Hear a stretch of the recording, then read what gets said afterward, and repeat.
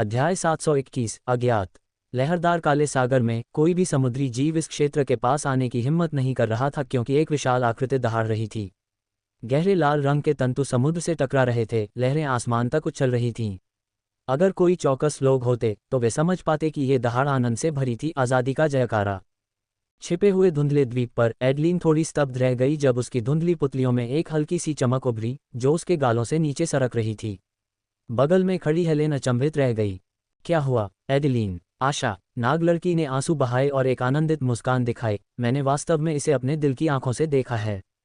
जिस क्षण पवित्र ड्रैगन स्फटिक के मनके में बदल गया, न केवल सुदूर समुद्री क्षेत्र बल्कि घृणा की पूरी धरती भी बदल गई। गौरव के मीनार की चमक दीप्तिमान थी। चमक के दायरे में जमी हुई सोने और चांदी की मूर्तियों की सतह तेजी से पिघल गई और उनमें पुनः प्राण आ गए। नाराज आत्माओं को लगा कि उनकी आत्माओं को सताने वाली सबसे भयानक चीज गायब हो गई है। इस बीच जागृत स्ट्रेना और तत्व पुरुष आश्चर्य से चमकते विनाश के टॉवर को देख रहे थे। महिमा के टॉवर में थका हुआ स्लाइम गुरु द्वारा दिए गए स्पेस रिंग को पकड़े हुए, जो स्वाभाविक रूप से प्रत्येक अच्छी चीज के 30 टुकड़े थे, संतोष से खर्राटे ले रहा था। चेनरुई ने अपने माथे से पसीना फिर से पोंछा, क्योंकि उसे मरने से पहले पवित्र ड्रैगन की अनिच्छा का एहसास हुआ। छद्म देवता महादूतों या पूर्व ड्रैगन सम्राट के हाथों में नहीं पड़ा, बल्कि एक खाने के शौकीन की वजह से उसका विनाश हो गया। छद्म भगवान का ड्रैगन शक्तिसार ऑगलस पास आया और चेनरुई के हाथ में क्रिस्टल के मोतियों को देखकर थोड़ा हैरान हुआ। हर विशाल ड्रैगन की आत्मा नष्ट होने पर ड्रैगन पावर एसेंस में संघनित नहीं होती। चेनरुई के हाथ में ड्रैगन पावर एसेंस न केवल पूरी तरह से शुद्ध था, बल्कि उसमें एक छद्म देवता की अपार शक्ति भी समाहित थी। इस ड्रैगन पावर एसेंस की शक्ति अत्यंत शक्तिशाली है। इससे प्राचीन कीमिया सभ्यता का आपका किला पूरी तरह से बहाल हो जाएगा। ऑगलस ने थोड़ा सोचा, लेकिन क्या मैं इसे ले सकता हूँ? बिल्कुल, चेनरुई ने बिना किसी हिचकिचाहट के ड्रैगन पावर एसेंस ऑगलस को सौंप दिया। अगर प्रकाश और अंधकार के साम्राज्य में बूढ़े ससुर के साथ मुकाबला न होता तो भले ही वह और तीनों राजा मिलकर भी सेना में शामिल हो जाते, उत्परिवर्तित रोड्रिगेज को हराना नामुमकिन होता, इसलिए ये ट्रॉफी बूढ़े ससुर को देना ही उचित था। क्या तुमने सच में इस ड्रैगन पावर एसेंस में निहित शक्ति पर ध्यान नहीं दिया? अगर मैं तुमसे कहूं कि यह तुम्हें सीधे राज्य स्तर में प्रवेश करने की अनुमति भी दे सकता है, तो क्या तुम फिर भी मुझे इसे इतनी जल्दी दे दोगे? ऑगलस ने तुरंत अपनी बात जारी नहीं रखी, क्योंकि वह चेनरुई को गहराई से देख रहा था। लगता है अब पछताने में बहुत देर हो चुकी है, चेनरुई ने कड़वाहट से मुस्कुराते हुए कहा। सर ऑगलस की ताकत के साथ, अगर आप इसे मुझसे छीनना चाहें तो मेरे पास विरोध की कोई गुंजाइश नहीं है। क्या इसे मेरे लिए एक छोटी सी परीक्षा माना जा सकता है? मैं तो मान ही नहीं सकता कि तुम पास हो गए हो। बूढ़े ससुर ने नाक भान से कुड़ी, लेकिन वे बेहद संतुष्ट थे। सर डार्क ड्रैगन सम्राट ने इसे साफ देख लिया था। अभी अभी जब उन्होंने कहा था कि ड्रैगन पावर एसेंस सीधे चेनरुई को राज्य स्तर तक आगे बढ़ा सकता है, तो चेनरुई ने अपना हाथ भी नहीं हिलाया और उसकी भावनाओं में ज्यादा उतार चढ़ाव नहीं आया। ये वाकई सच्ची बात थी। ये ड्रैगन पावर एसेंस अतीत में मेरी आत्मा को हुए नुकसान की भरपाई कर सकता है और छद्म देव तक पहुंचने की सफलता दर भी बहुत बढ़ जाएगी।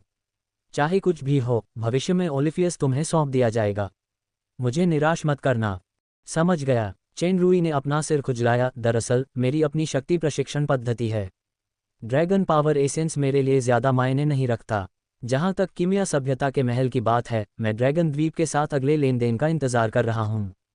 सुपर सिस्टम की उन्नति सामान्य प्रशिक्षकों से अलग थी और केवल मात्रा के संचय से ब्लू पोल स्टार स्तर की सफलता प्राप्त नहीं हो सकती थी। इसलिए चेनरुई सच कह रहा था, लेकिन बूढ़े ससुर को यह पता नहीं था।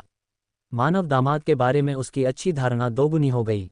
उसने सिर हिलाया और ड्रैगन पावर एसेंस को अपने हाथ में ले लिया। ऑगलस ने अपनी आंखें बंद कर लीं और किसी तरह ड्रैगन पावर एसेंस को तरल में बदल दिया, जो उसकी हथेली में समा गया। टावर ऑफ ग्लोरी के स्थान की चमक धीरे धीरे बदलने लगी। चेनरुई ने ऑगलस को परेशान नहीं किया। वह 3 एलिमेंटल राजाओं की ओर बढ़ा, जिनकी शक्ति अभी अभी समाप्त हुई थी, खासकर डार्क एलिमेंटल राजा हेगेल की। उसने लैम्बोस्ट और मूर के साथ मिलकर लाइट और डार्क किंगडम पर पलटवार किया, इससे पहले कि उसकी चोट की ताकत वापस आ जाती। ये चोट के ऊपर चोट थी। हेगेल की हालत बहुत अच्छी नहीं थी।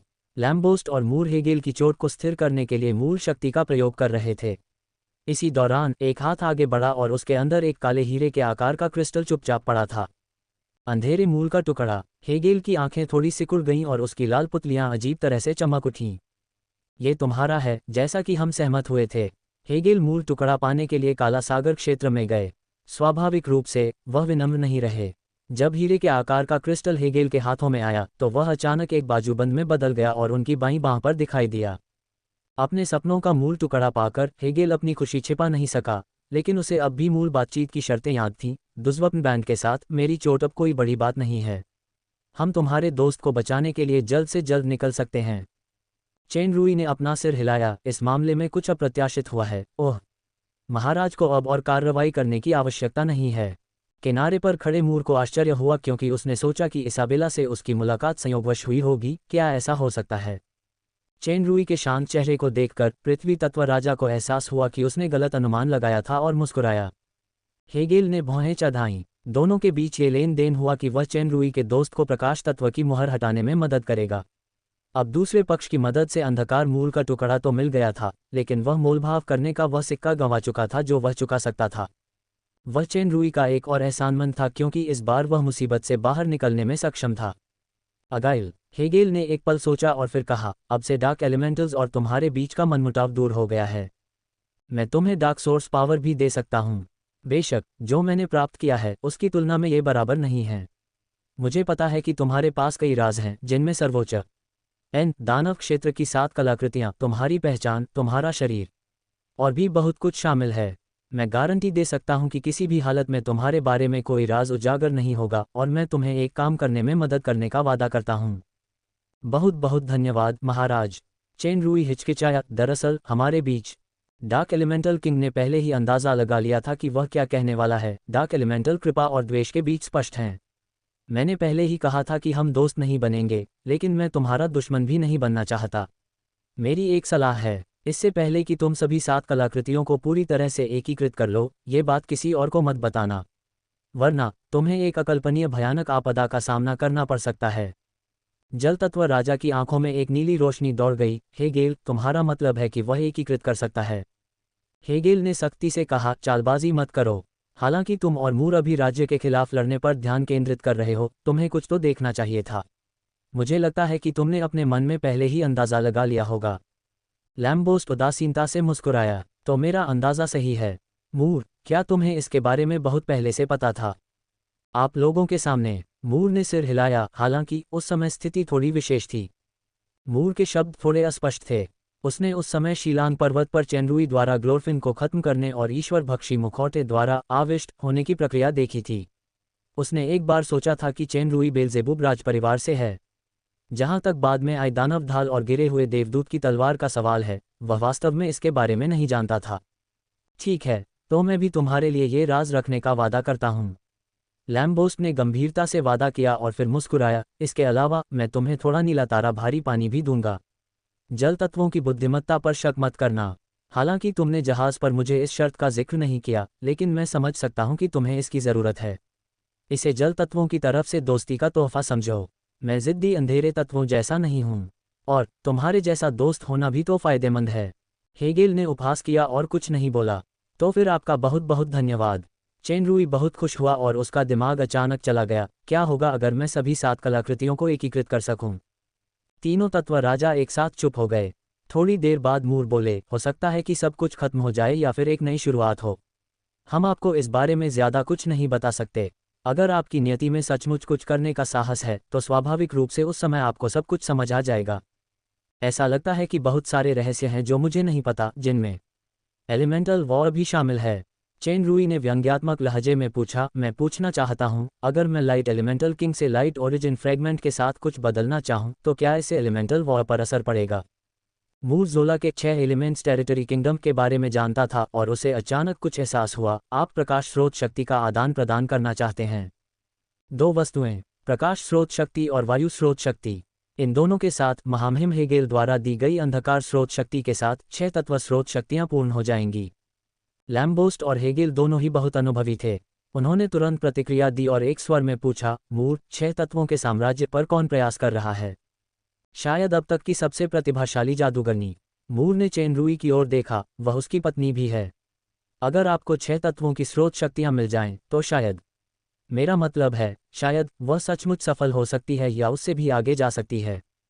लैम्बोस्ट हेगेल की ओर देखते हुए मानो कुछ संवाद कर रहा हो। उसने एक रहस्यमयी मुस्कान बिखेरी। अगर आप मूल अंश को प्रकाश तत्व राजा को सौंप देते हैं तो शायद अगले तत्व युद्ध में हमारी हार हो जाए, शायद हम तीनों में से एक इसी वजह से मारा जाए। हालांकि हम आपको प्रकाश तत्व राजा को प्रकाश मूल अंश सौंपने से नहीं रोकेंगे। मैं इसकी खास वजह नहीं बताऊंगा, ठीक वैसे ही जैसे आपके पास अनगिनत राज हैं जिन्हें हमें बताना असुविधाजनक है। अगर हो सके तो मुझे उम्मीद है कि मूल अंश का हर टुकड़ा संबंधित तत्व राजा को लौटा दिया जाएगा। ये सिर्फ मेरी ही नहीं बल्कि 6 तत्व राजाओं और सभी तत्वों की भी आशा है। उस समय शायद असली अंत और शुरुआत होगी। चेनरुई इन शब्दों का अर्थ समझ ही रहा था कि तभी आसपास का स्थान जोर जोर से हिलने लगा। पलक झपकते ही हर कोई मीनार के बाहर घृणा की भूमि में प्रकट हो गया। विनाश की मीनार एक हथेली के आकार के सुनहरे शिवालय में बदल गई जो ऑगलस के हाथों में आ गिरा। ये तुम्हारे लिए है, ये तुम्हारे इस्तेमाल की क्षमता पर निर्भर करता है। ऑगलस ने छोटा सा सुनहरा शिवालय चेनरुई की ओर फेंका। इससे पहले कि चेनरुई कुछ और देख पाता, उसके कानों में समुद्र की तेज आवाज गूंजने लगी। ये नाराज आत्माओं, नागों और तत्वों की जय जयकार थी। अध्याय 722 आपका स्नोडाल लेट। कुछ दिनों बाद थंडर स्नैक द्वीप समूह पर स्ट्रेना चुपचाप जहाज को बहते हुए देख रही थी और बैंगनी चांदनी उस अकेली छाया को फैला रही थी। जहाज पर उसकी सबसे करीबी बहन और वह आदमी था। वे थंडर स्नैक द्वीप समूह और मृत सागर से बहुत दूर एक जगह जा रहे थे। उसे नहीं पता था कि वह उन्हें फिर कब देख पाएगी।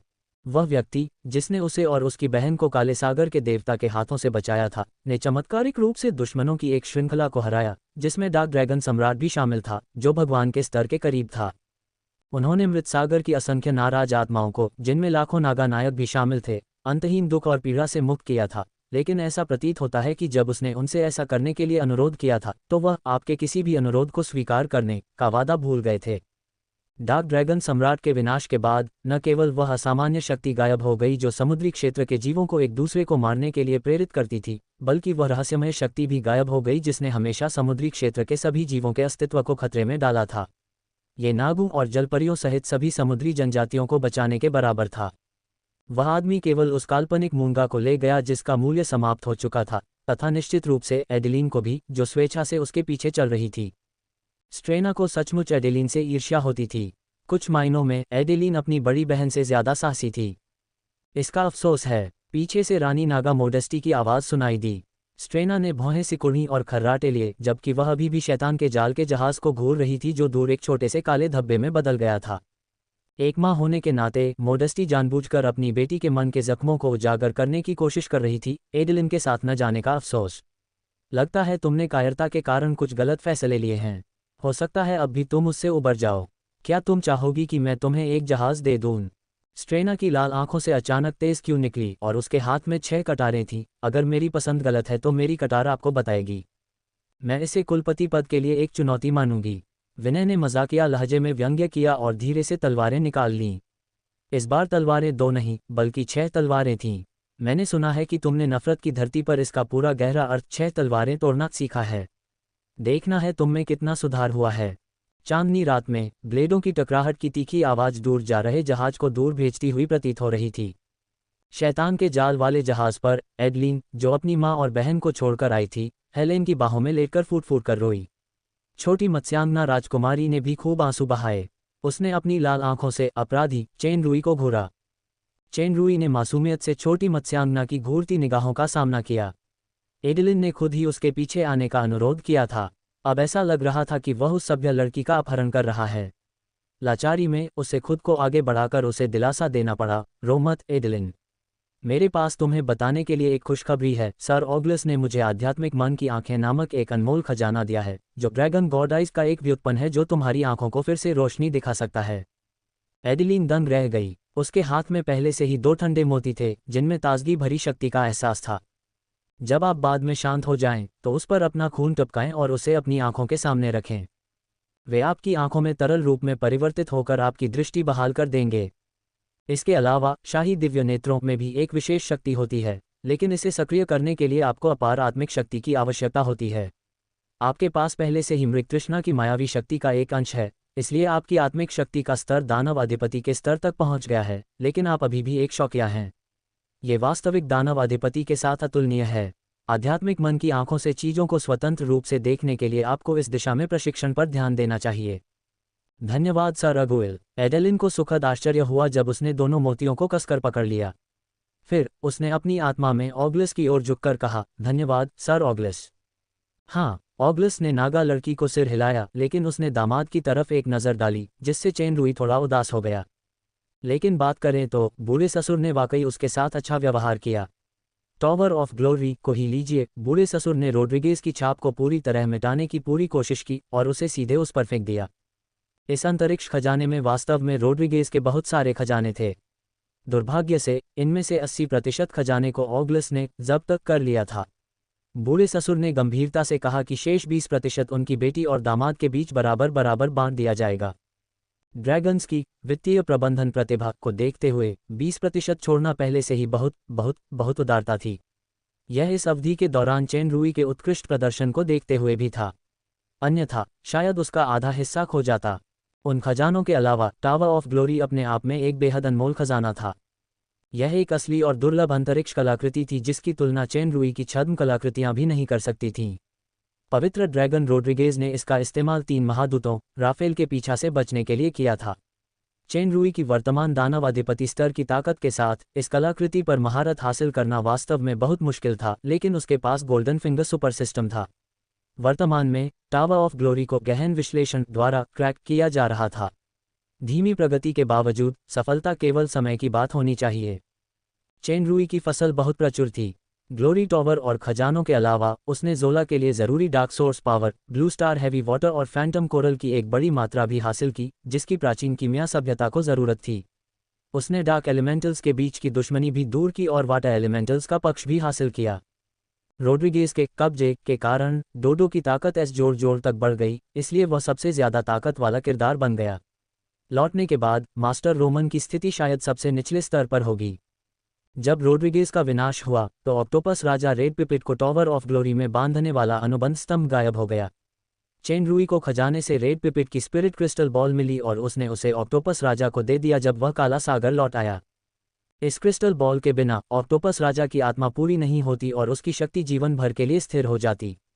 रोड्रिगेज ने उसे नियंत्रित करने के लिए इसी तरीके का इस्तेमाल किया। वह इस बात से बहुत खुश था कि उसे अब स्पिरिट क्रिस्टल बॉल मिल गई है।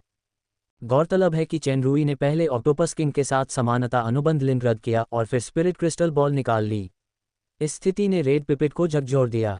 वह तो बस एक छोटा सा दानव अधिपति है, फिर भी वह मेरे साथ अनुबंध को सीधे तोड़ सकता है जो डेमी गॉड पावरहाउस तक पहुंचने वाला है। ऐसा लगता है कि इस व्यक्ति की उत्पत्ति और क्षमता गहरी और अप्रत्याशित है। चेन रुई का तरीका साफ था, वह था एहसान बेचना। चूंकि वह बेचना चाहता था, इसलिए स्वाभाविक रूप से वह खुलेआम बेचेगा। लाल पिपिट ये बात अच्छी तरह जानता था। भयानक ड्रैगन पावरहाउस के बिना भी ऑक्टोपस किंग चेन रुई का बहुत आभारी था, जिसने उसे आज़ादी दी और आत्मा की शक्ति बहाल करने के बाद उसका शुक्रिया अदा करने के लिए फॉलेन एंजल साम्राज्य जाने का वादा किया। डार्क मून एस्टेट, एक शांत आंगन। जादुई चूल्हे पर रखी तांबे की केतली अंदर उबलते पानी की वजह से सीटी बजा रही थी। एक सफ़ेद जैद जैसा हाथ तांबे की केतली उठाकर एक छोटी सी बांस की मेज पर रखे नाजुक चाय के सेट को साफ कर रहा था। उसकी हरकतें सुंदर और कुशल थीं। उसने हरी चाय की पत्तियों को एक छोटे बैंगनी बर्तन में डाला, उन्हें उबलते पानी से धोया और छान लिया। पत्तियों को पानी में भिगोने के बाद धीरे धीरे खुशबू फैलने लगी। नीची मेज पर 2 चाय के कप रखे थे। महिला ने बैंगनी रंग के बर्तन में रखी चाय को क्रमशः दोनों कपों में डाला और सामने खाली सीट की ओर ऐसे देखा जैसे कोई व्यक्ति वहां बैठा हो जिसका वह इंतजार कर रही थी। किसी तरह इस तरह की प्रतीक्षा एक आदत बन गई है। जब जीवन मृत्यु के सबसे करीब था तब भी यह आदत वैसी ही बनी रही, या दूसरे शब्दों में कहें तो यह एक प्रकार की आशा थी। एक आशा जिसने उसे प्रतीक्षा करते रहने में सहायता की। काफी देर बाद महिला ने चाय का कप उठाया और अपनी मणि सी पन्ने जैसी आंखों में हल्की लालसा के साथ एक घूंट लिया। ठंडी होने पर चाय का स्वाद अच्छा नहीं लगता।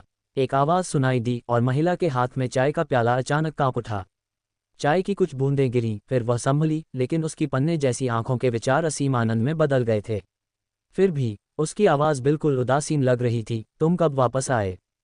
बस अब। सचमुच? तो वे तुम्हें मेरे पास आने देंगे? सटीक रूप से कहें तो मैं एक निश्चित स्थानिक क्षमता का उपयोग करके गुप्त रूप से वापस आया, क्योंकि आपकी पिछली धमकी बहुत प्रभावी थी। धमकी शब्द का उल्लेख होने पर महिला के घूंघट के पीछे एक मुस्कान उभर आई और उसकी झुकी हुई आंखें 2 सुंदर अर्धचंद्रों की तरह लग रही थीं।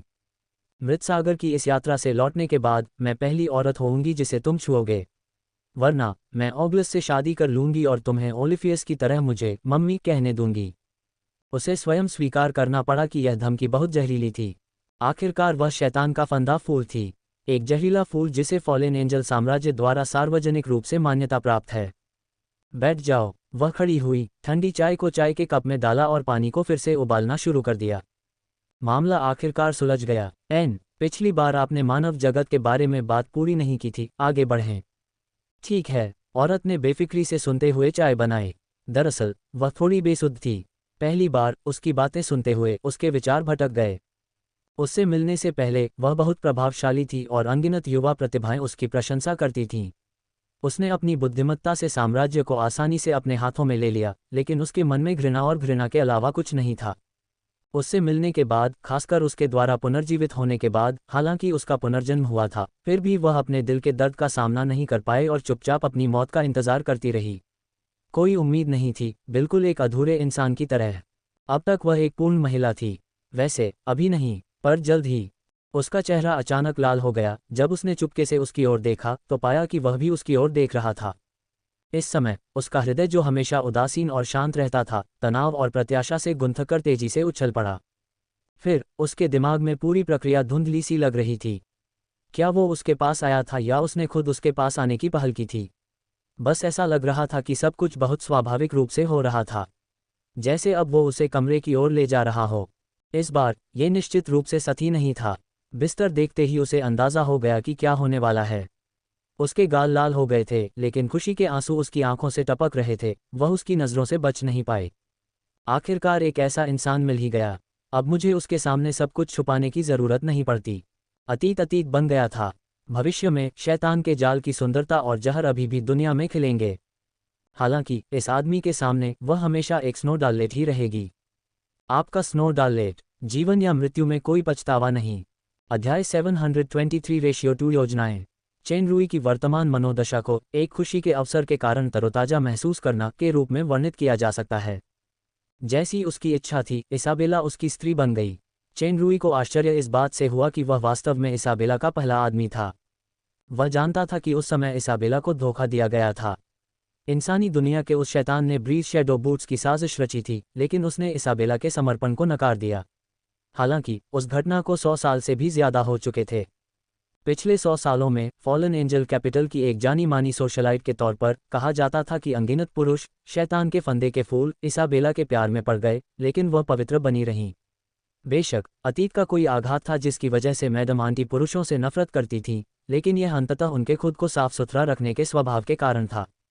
जहरीले शैतान के जाल के नीचे स्नो डालेट की खुशबू थी।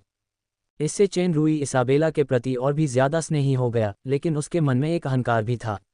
अगले कुछ दिनों में इसाबेला ने उस आदमी के लिए अपनी रक्षा पंक्ति पूरी तरह से छोड़ दी, जिसके लिए वह पूरे दिल से समर्पित थी, और बिना किसी शर्त के अपना सब कुछ समर्पित कर दिया, यहाँ तक कि कुछ विशेष सेवाएं भी, जो बाहरी लोगों के लिए अवर्णनीय थीं।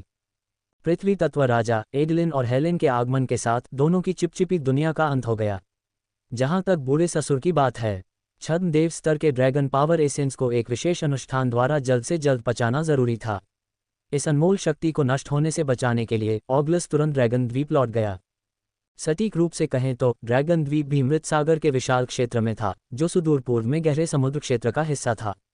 यह इस समुद्री क्षेत्र से बिल्कुल अलग दिशा में था और दूरी भी बहुत ज्यादा थी। जल तत्व राजा की मदद से गहरे नीले महल की एक विशेष टेलीपोर्टिंग क्षमता का उपयोग करके ऑगलस को एक नज़दीकी क्षेत्र में भेजा गया। बूढ़े ससुर के चले जाने के कारण किसी ने केवल मैडम आंटी के साथ कुछ अंतरंग समय बिताने के लिए डार्क मून पर लौटने के लिए स्टारगेट का उपयोग करने का साहस किया। ये जानकर कि चेन रुई दोनों बहनों को वापस ला आई है, क्रिस्टल हरम में फिर से हलचल मच गई। चेन रुई ने मुश्किल से ही समझाया कि छोटी मत्स्यांगना राजकुमारी को ऑगलस ने ओलिफियस को ठीक होने में मदद करने के लिए नियुक्त किया था और वह सामान्य प्रशिक्षण के लिए भी काफ़ी फायदेमंद थी। जहां तक नाग कन्या की बात है, वह सहानुभूति की पात्र एक छोटी बहन थी। इस कथन ने कई हरमों में संदेह पैदा कर दिया।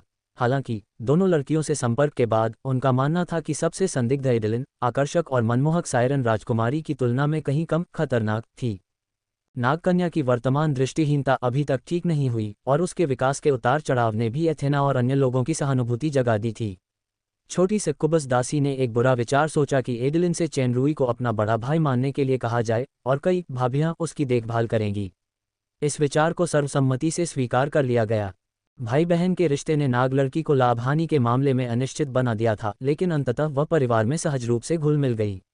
उसने पहले कभी छोटे समूह से मिलने वाली ऐसी गर्मजोशी का अनुभव नहीं किया था। इसके अलावा वह एक कमज़ोर और विनम्र स्वभाव की थी, जिसके साथ घुलना मिलना बहुत आसान था। सभी उसे बहुत पसंद करते थे। लड़की के चेहरे पर मुस्कान भी बार बार दिखाई देने लगी। छोटी मत्स्यांगना राजकुमारी की नज़र में, हालांकि एग्विल ने डार्क ड्रैगन सम्राट के खजाने की तलाश करते समय सायरन जनजाति सहित समुद्री जीव जनजाति के भाग्य को सुविधाजनक रूप से बचा लिया था, लेकिन वह अपहरण और जबरदस्ती के अपने घृणित कृत्यों को छिपा नहीं सका। एक ही तरह के पक्षी आपस में मिलते जुलते हैं। उसके दोस्त भी अच्छे नहीं हैं। इस तरह की पक्षपाती नज़रों में शेखी बघारने वाला मास्टर पॉइजन ड्रैगन, कामुक भतीजा, आलसी और पेटू, इन लोगों की कमियां बेहिसाब बढ़ जाती थीं। इसलिए छोटी मत्स्यांगना राजकुमारी को उनके बारे में ज़रा भी अच्छी धारणा नहीं थी, इसलिए उसकी बातें सीधी सादी थीं। इस रवैये ने परिवार की महिला सदस्यों के भीतर की दुश्मनी को बहुत कम कर दिया। घुलने मिलने के बाद हेलेन एथेना, डेलिया और क्रोबेलिस की अच्छी दोस्त बन गई। जब छोटी मत्स्यांगना राजकुमारी बातें कर रही थी तो ये स्वाभाविक था कि वे उपहासपूर्ण टिप्पणियां करें, जैसे कि तुम्हारे ताजे फूल चींटी के साथ फंस गए हैं, और लड़कियां इस पर हंसती थीं। सबसे ज्यादा गर्व मास्टर डोडो पर था, जो रातों रात शक्तिशाली बन गया, एक दयनीय हारे हुए व्यक्ति से मिस्टर परफेक्ट बन गया। जोला को छोड़कर उसकी ताकत पेग्लियो से थोड़ी ज्यादा थी, जिसे ऑगलस का मार्गदर्शन प्राप्त था। स्लाइम अभी भी अपने मालिक और उन मैडम के प्रति आदर और चापलूसी कर रहा था जो उसके जीवन और मृत्यु पर नियंत्रण रखते थे। वह मैडम के दोस्तों डेलिया और क्रोबेलिस के प्रति भी ईमानदार था, लेकिन जहर वाले ड्रैगन और रोमन के प्रति, जो पहले भी उस पर कदम रख चुके थे, वह विनम्र नहीं था।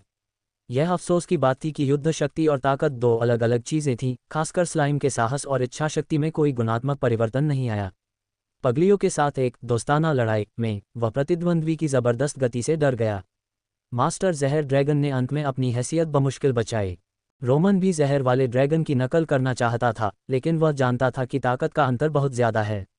अगर नकल नाकाम रही तो वह अपने मकसद में नाकाम हो सकता था और डोडो द्वारा कुचला जा सकता था। तब से घर में उसकी स्थिति सबसे निचले पायदान पर पहुंच जाती।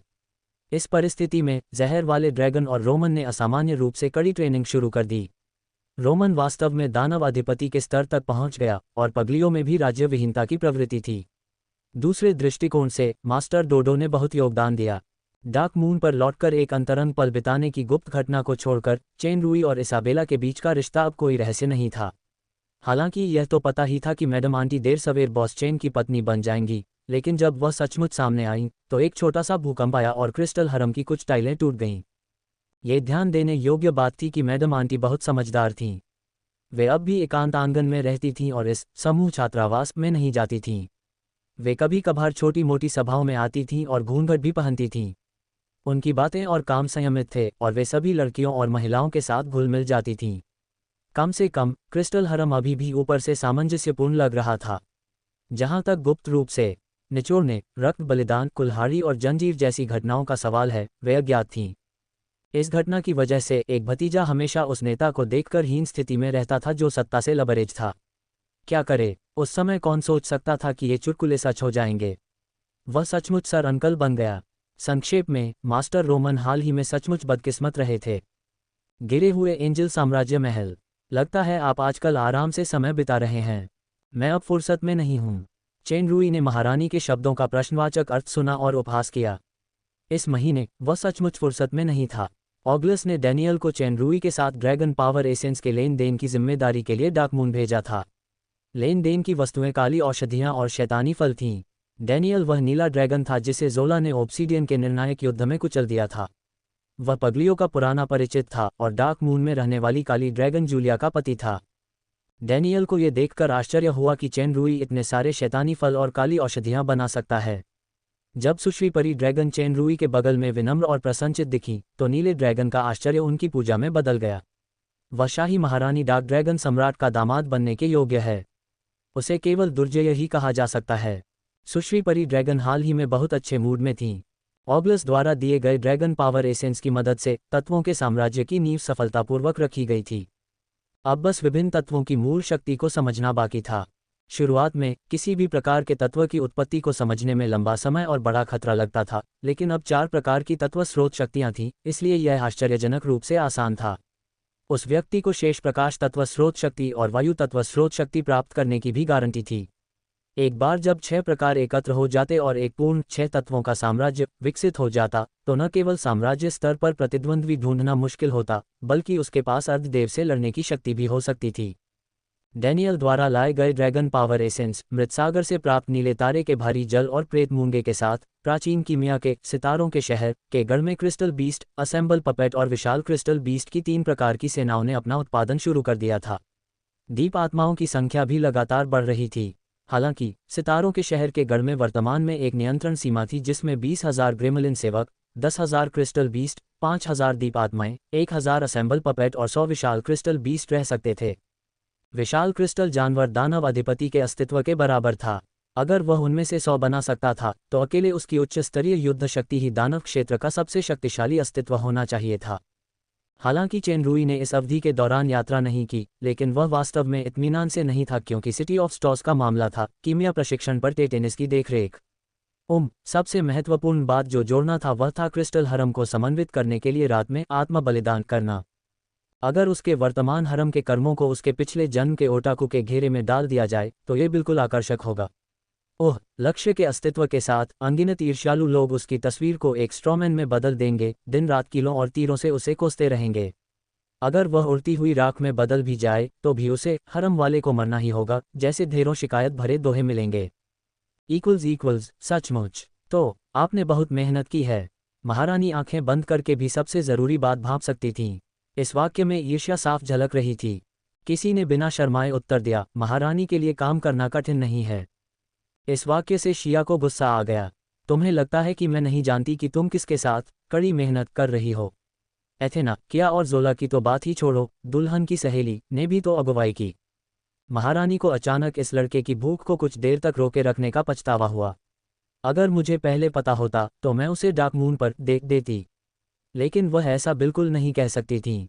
चेन रुई ने महारानी के रूखे चेहरे को देखा और जल्दी से कहा, मैं हाल ही में 2 बड़े कार्यक्रमों की योजना बना रहा हूँ। मुझे आश्चर्य है कि क्या महारानी आपकी बात सुनने में रुचि रखती हैं। शिया का ध्यान बेशक भटक गया था।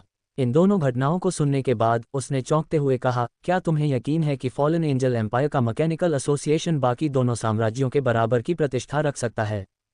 बेशक मुझे यकीन है। चेन रुई ने दृढ़ता से सिर हिलाया और अचानक वह मुस्कुराया, इतना मेधावी मंत्री, क्या महाराज मुझे अच्छा इनाम देंगे?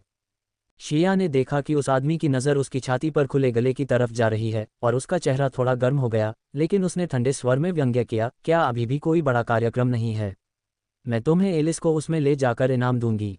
हाल ही में वह मुझे रोज़ तुम्हें ढूंढने के लिए परेशान कर रही है। मैंने सुना है कि उसके और किसी के बीच कोई समझौता हो गया है। चेन रुई की मुस्कान गायब हो गई। उसे उम्मीद नहीं थी कि जिस 3 साल की नियुक्ति का जिक्र वो छोटी लोली को फुसलाने के लिए कर रहा था, वो शिया को पता चल गई होगी और वो खुद को दोषी महसूस करने से नहीं रोक सका।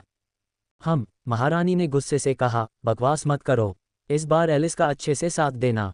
याद रखना, ज्यादा सोच विचार मत करना। और ये दोनों काम निपटाने के बाद हमें अपनी शादी की तैयारी भी करनी चाहिए। याद रखना, दुल्हन की सहेली भी वहां होनी चाहिए।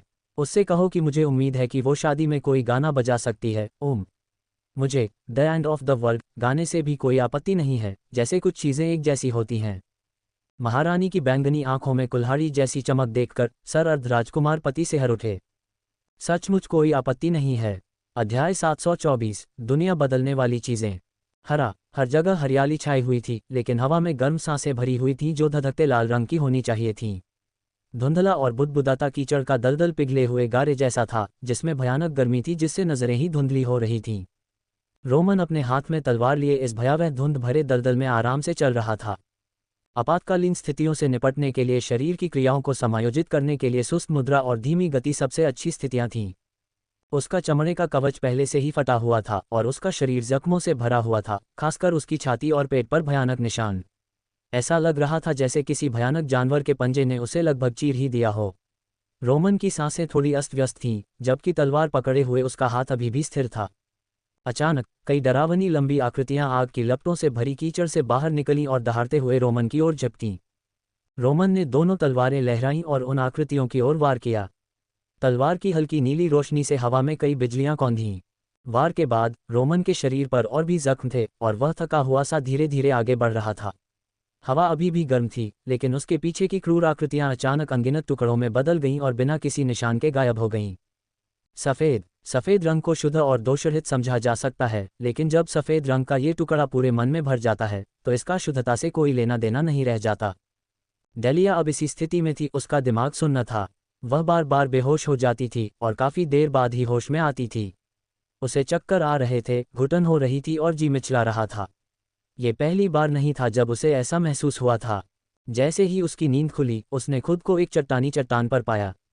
उसका शरीर एक कठोर पहाड़ी दीवार की ओर तेजी से बढ़ रहा था और वह लगभग टुकड़े टुकड़े हो जाने वाली थी। डेलिया की दाहिनी आंख में एक अजीब सी रोशनी चमक उठी और उसके शरीर के चारों ओर एक अजीब सी हवा का प्रवाह शुरू हो गया। वह मुश्किल से पहाड़ी दीवार से दूर उड़ पाए।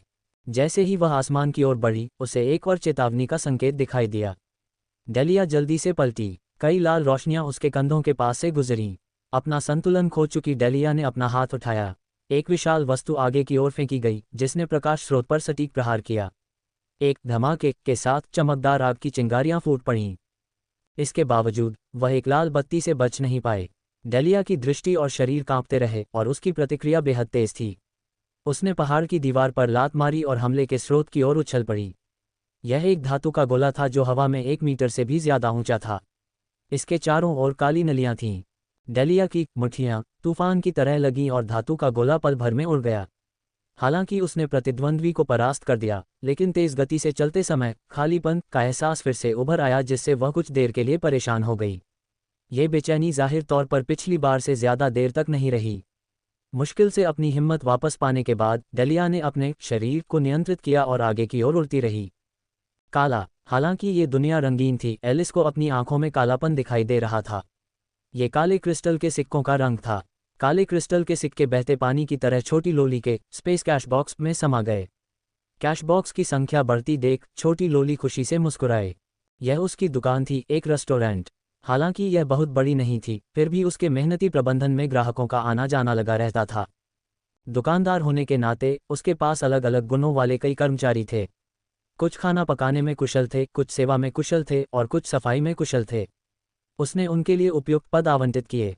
ये कर्मचारी पूर्णतः कुशल नहीं थे, लेकिन कार्य अनुभव बढ़ने के साथ साथ उनका स्तर भी बढ़ता जाता था। कभी कभार कोई न कोई नौकरी के लिए आवेदन करने आता था। अगर वह भाग्यशाली रही तो वह कुछ विशेष कौशल वाले या बहुत उच्च क्षमता वाले प्रतिभाशाली लोगों को नौकरी पर रख सकती थी। ग्राहकों से निपटना भी आसान नहीं था। हालांकि वहां उपयुक्त कर्मचारी थे, फिर भी गलतियां होना लाजमी था और ग्राहकों की ज़रूरतें भी अलग अलग होती थीं। अगर वह ध्यान से देखती तो अप्रत्याशित लाभ होते। उदाहरण के लिए, एक बार उसने एक बूढ़ी दादी की खोई हुई चीज़ ढूंढने में मदद की और उसे वेस्ट लेक सॉरफिश बनाने की एक नई गुप्त रेसिपी मिल गई। जब रसोइया इस व्यंजन में पारंगत हो गया तो उसके यहाँ और भी कई मेहमान आने लगे और कारोबार आसमान छूने लगा। बेशक इस तरह का रोमांच निरर्थक नहीं था। जिस भिखारी की उसने पिछले महीने मदद की थी, उसने उसके 20 काले क्रिस्टल सिक्के चुरा लिए थे। अकाउंटेंट रिपोर्ट देने आया, दुकानदार, हमारे पोर्क बेली और मसाले सब खत्म हो गए हैं। ये सब वांग सैन की गलती है। वह नशे में धुत होकर सामान रखना भूल गया। वांग सैन से कहो कि इन्हें तुरंत खरीद ले, चाहे कीमत खरीद मूल्य से 10 गुना ज्यादा ही क्यों न हो।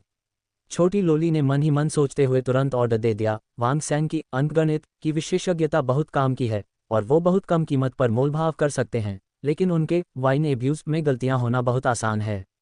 इस महीने ऐसा पहली बार नहीं हुआ है। अगले महीने जब नए लोग आवेदन करेंगे तो मुझे नए खरीदार को चुनना होगा। छोटी लोली की आंखें धीरे धीरे गंभीर होती गईं। महीना लगभग खत्म होने वाला है। 30,000 काले क्रिस्टल सिक्कों का कारोबार पूरा होना ही चाहिए, वरना पिछली सारी मेहनत बेकार हो जाएगी। गर्म कीचड़ में राक्षसों की आकृतियां लगातार नष्ट होती रहीं। रोमनों की तलवारें अभी भी लहरा रही थीं, लेकिन उनकी फुर्ती पहले से कहीं कम हो गई थी। सामने एक हट्टा कट्टा आकृति धीरे धीरे स्पष्ट होती गई। ये लाल आंखों वाला एक आदमी था जिसके हाथ में एक बड़ी तलवार थी। रोमन ने बेहद सतर्क भाव दिखाया। उसे पहले ही अंदाजा हो गया था कि इस आदमी की बेहद खतरनाक सांसें पिछले राक्षसों से कहीं ज्यादा तेज थीं।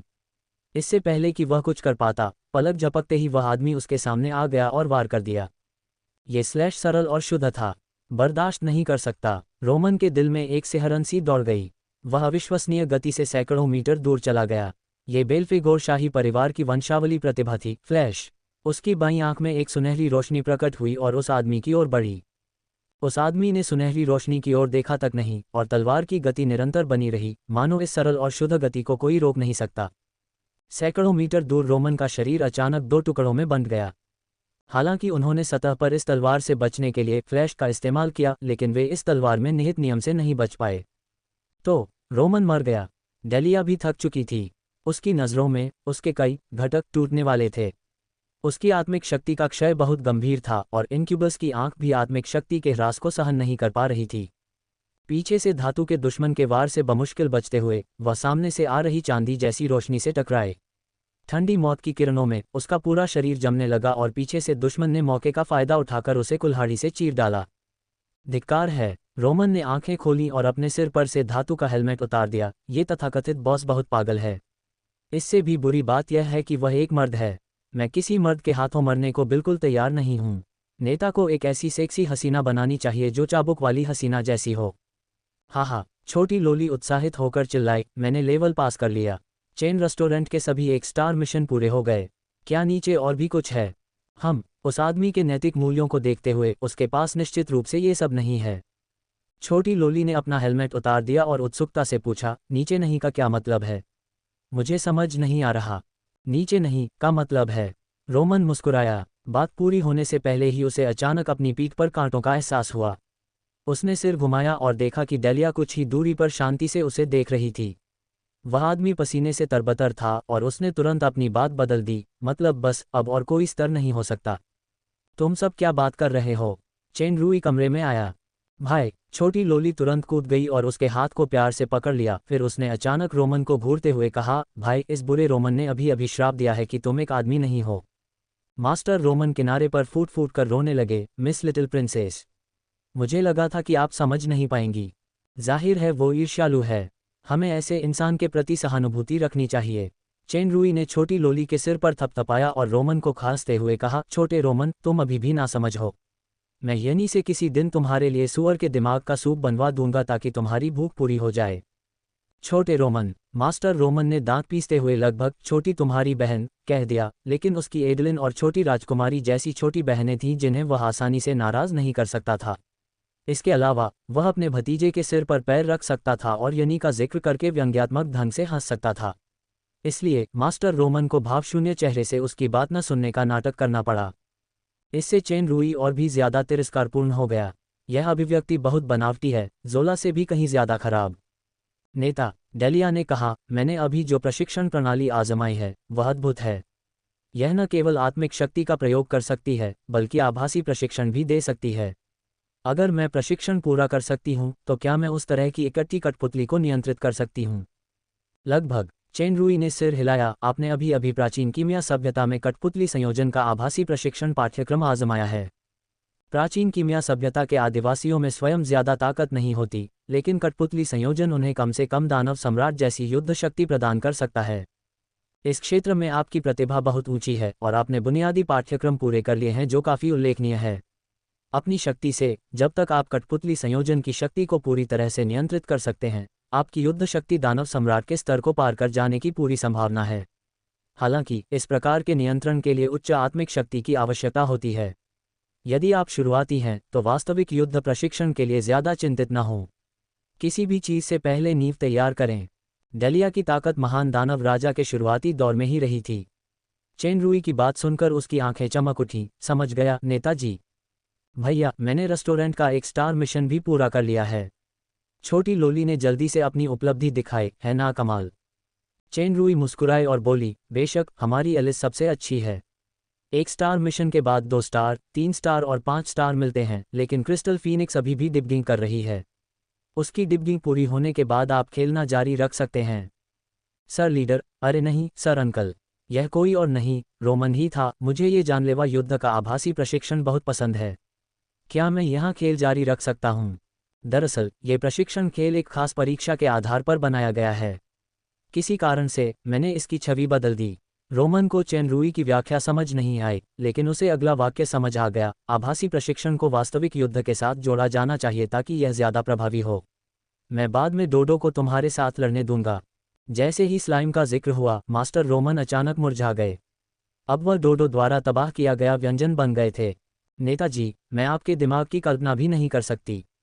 डेलिया ने प्रशंसा के भाव व्यक्त किए। ये आभासी ओह खेल, आपने इन्हें कैसे बनाया? प्राचीन कीमिया सभ्यता की विरासत, किसी दूसरी दुनिया का ज्ञान।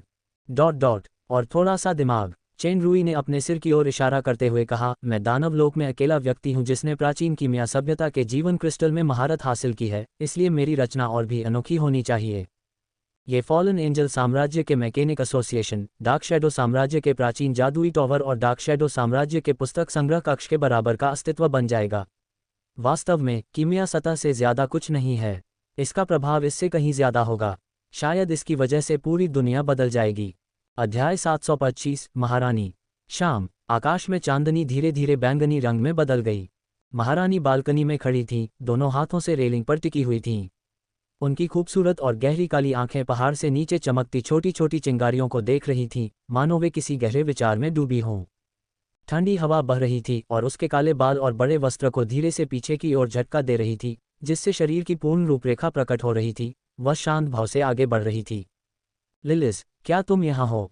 महारानी की आवाज़ सुनाई दी और उनका स्वर अत्यंत मधुर था, जिससे प्राचीन कुओं की शांति का आभास हो रहा था। जी हाँ महाराज, सीढ़ियों के नीचे खड़ी नीले वस्त्रधारी महिला ने झुककर जवाब दिया। उसने अभी अभी महारानी को विचारों में डूबा हुआ देखा था, इसलिए उसने उन्हें बीच में नहीं टोका। क्या जेरगल किले की खुफिया जानकारी आ गई है? अभी तक कोई नई जानकारी नहीं मिली है। पहला जनरल बहुत शांत है, यहाँ तक कि जब हम पहले फॉलन एंजल साम्राज्य के साथ निर्णायक युद्ध में थे। हालांकि अंधेरे में उसकी गतिविधियां बंद नहीं हुई हैं। फॉलन एंजल साम्राज्य के साथ गठबंधन समझौते पर हस्ताक्षर करने के बाद ब्रोक ने दुश्मन के साथ सहयोग करने के अपराध में कई लोगों को मार डाला।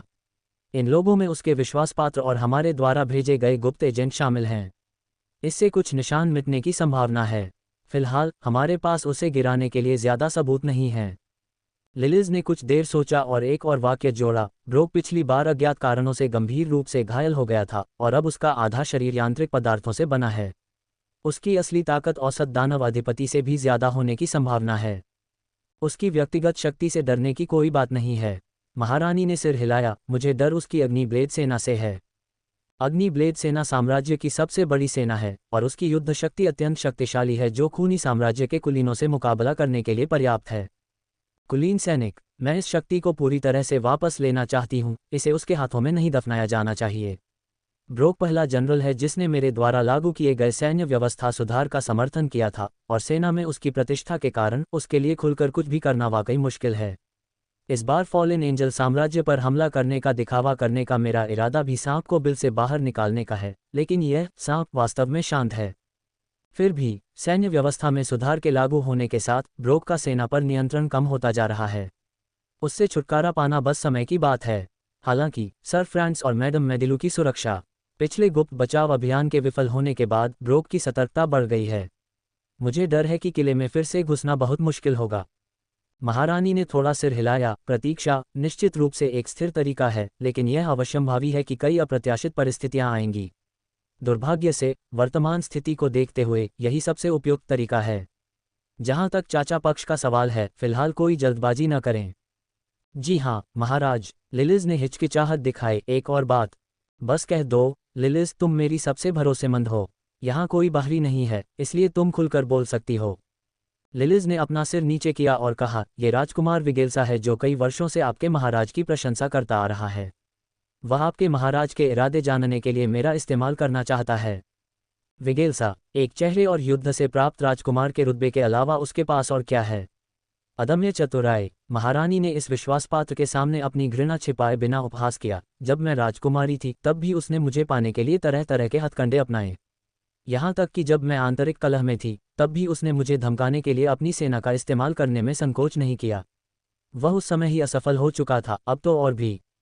मुझे पता है कि महाराज उससे नफरत करते हैं, लेकिन पहचान और हैसियत के लिहाज से विगेल्सा फिलहाल सबसे उपयुक्त उम्मीदवार है। लिलिज ने गंभीर भाव से आह भरी। महाराज कई सालों से अकेले हैं और एक राजकुमार पत्नी होनी चाहिए। ये सिर्फ महाराज का निजी मामला नहीं, बल्कि पूरे साम्राज्य का एक बड़ा मामला है। डार्क शैडो साम्राज्य को एक उत्तराधिकारी की जरूरत है।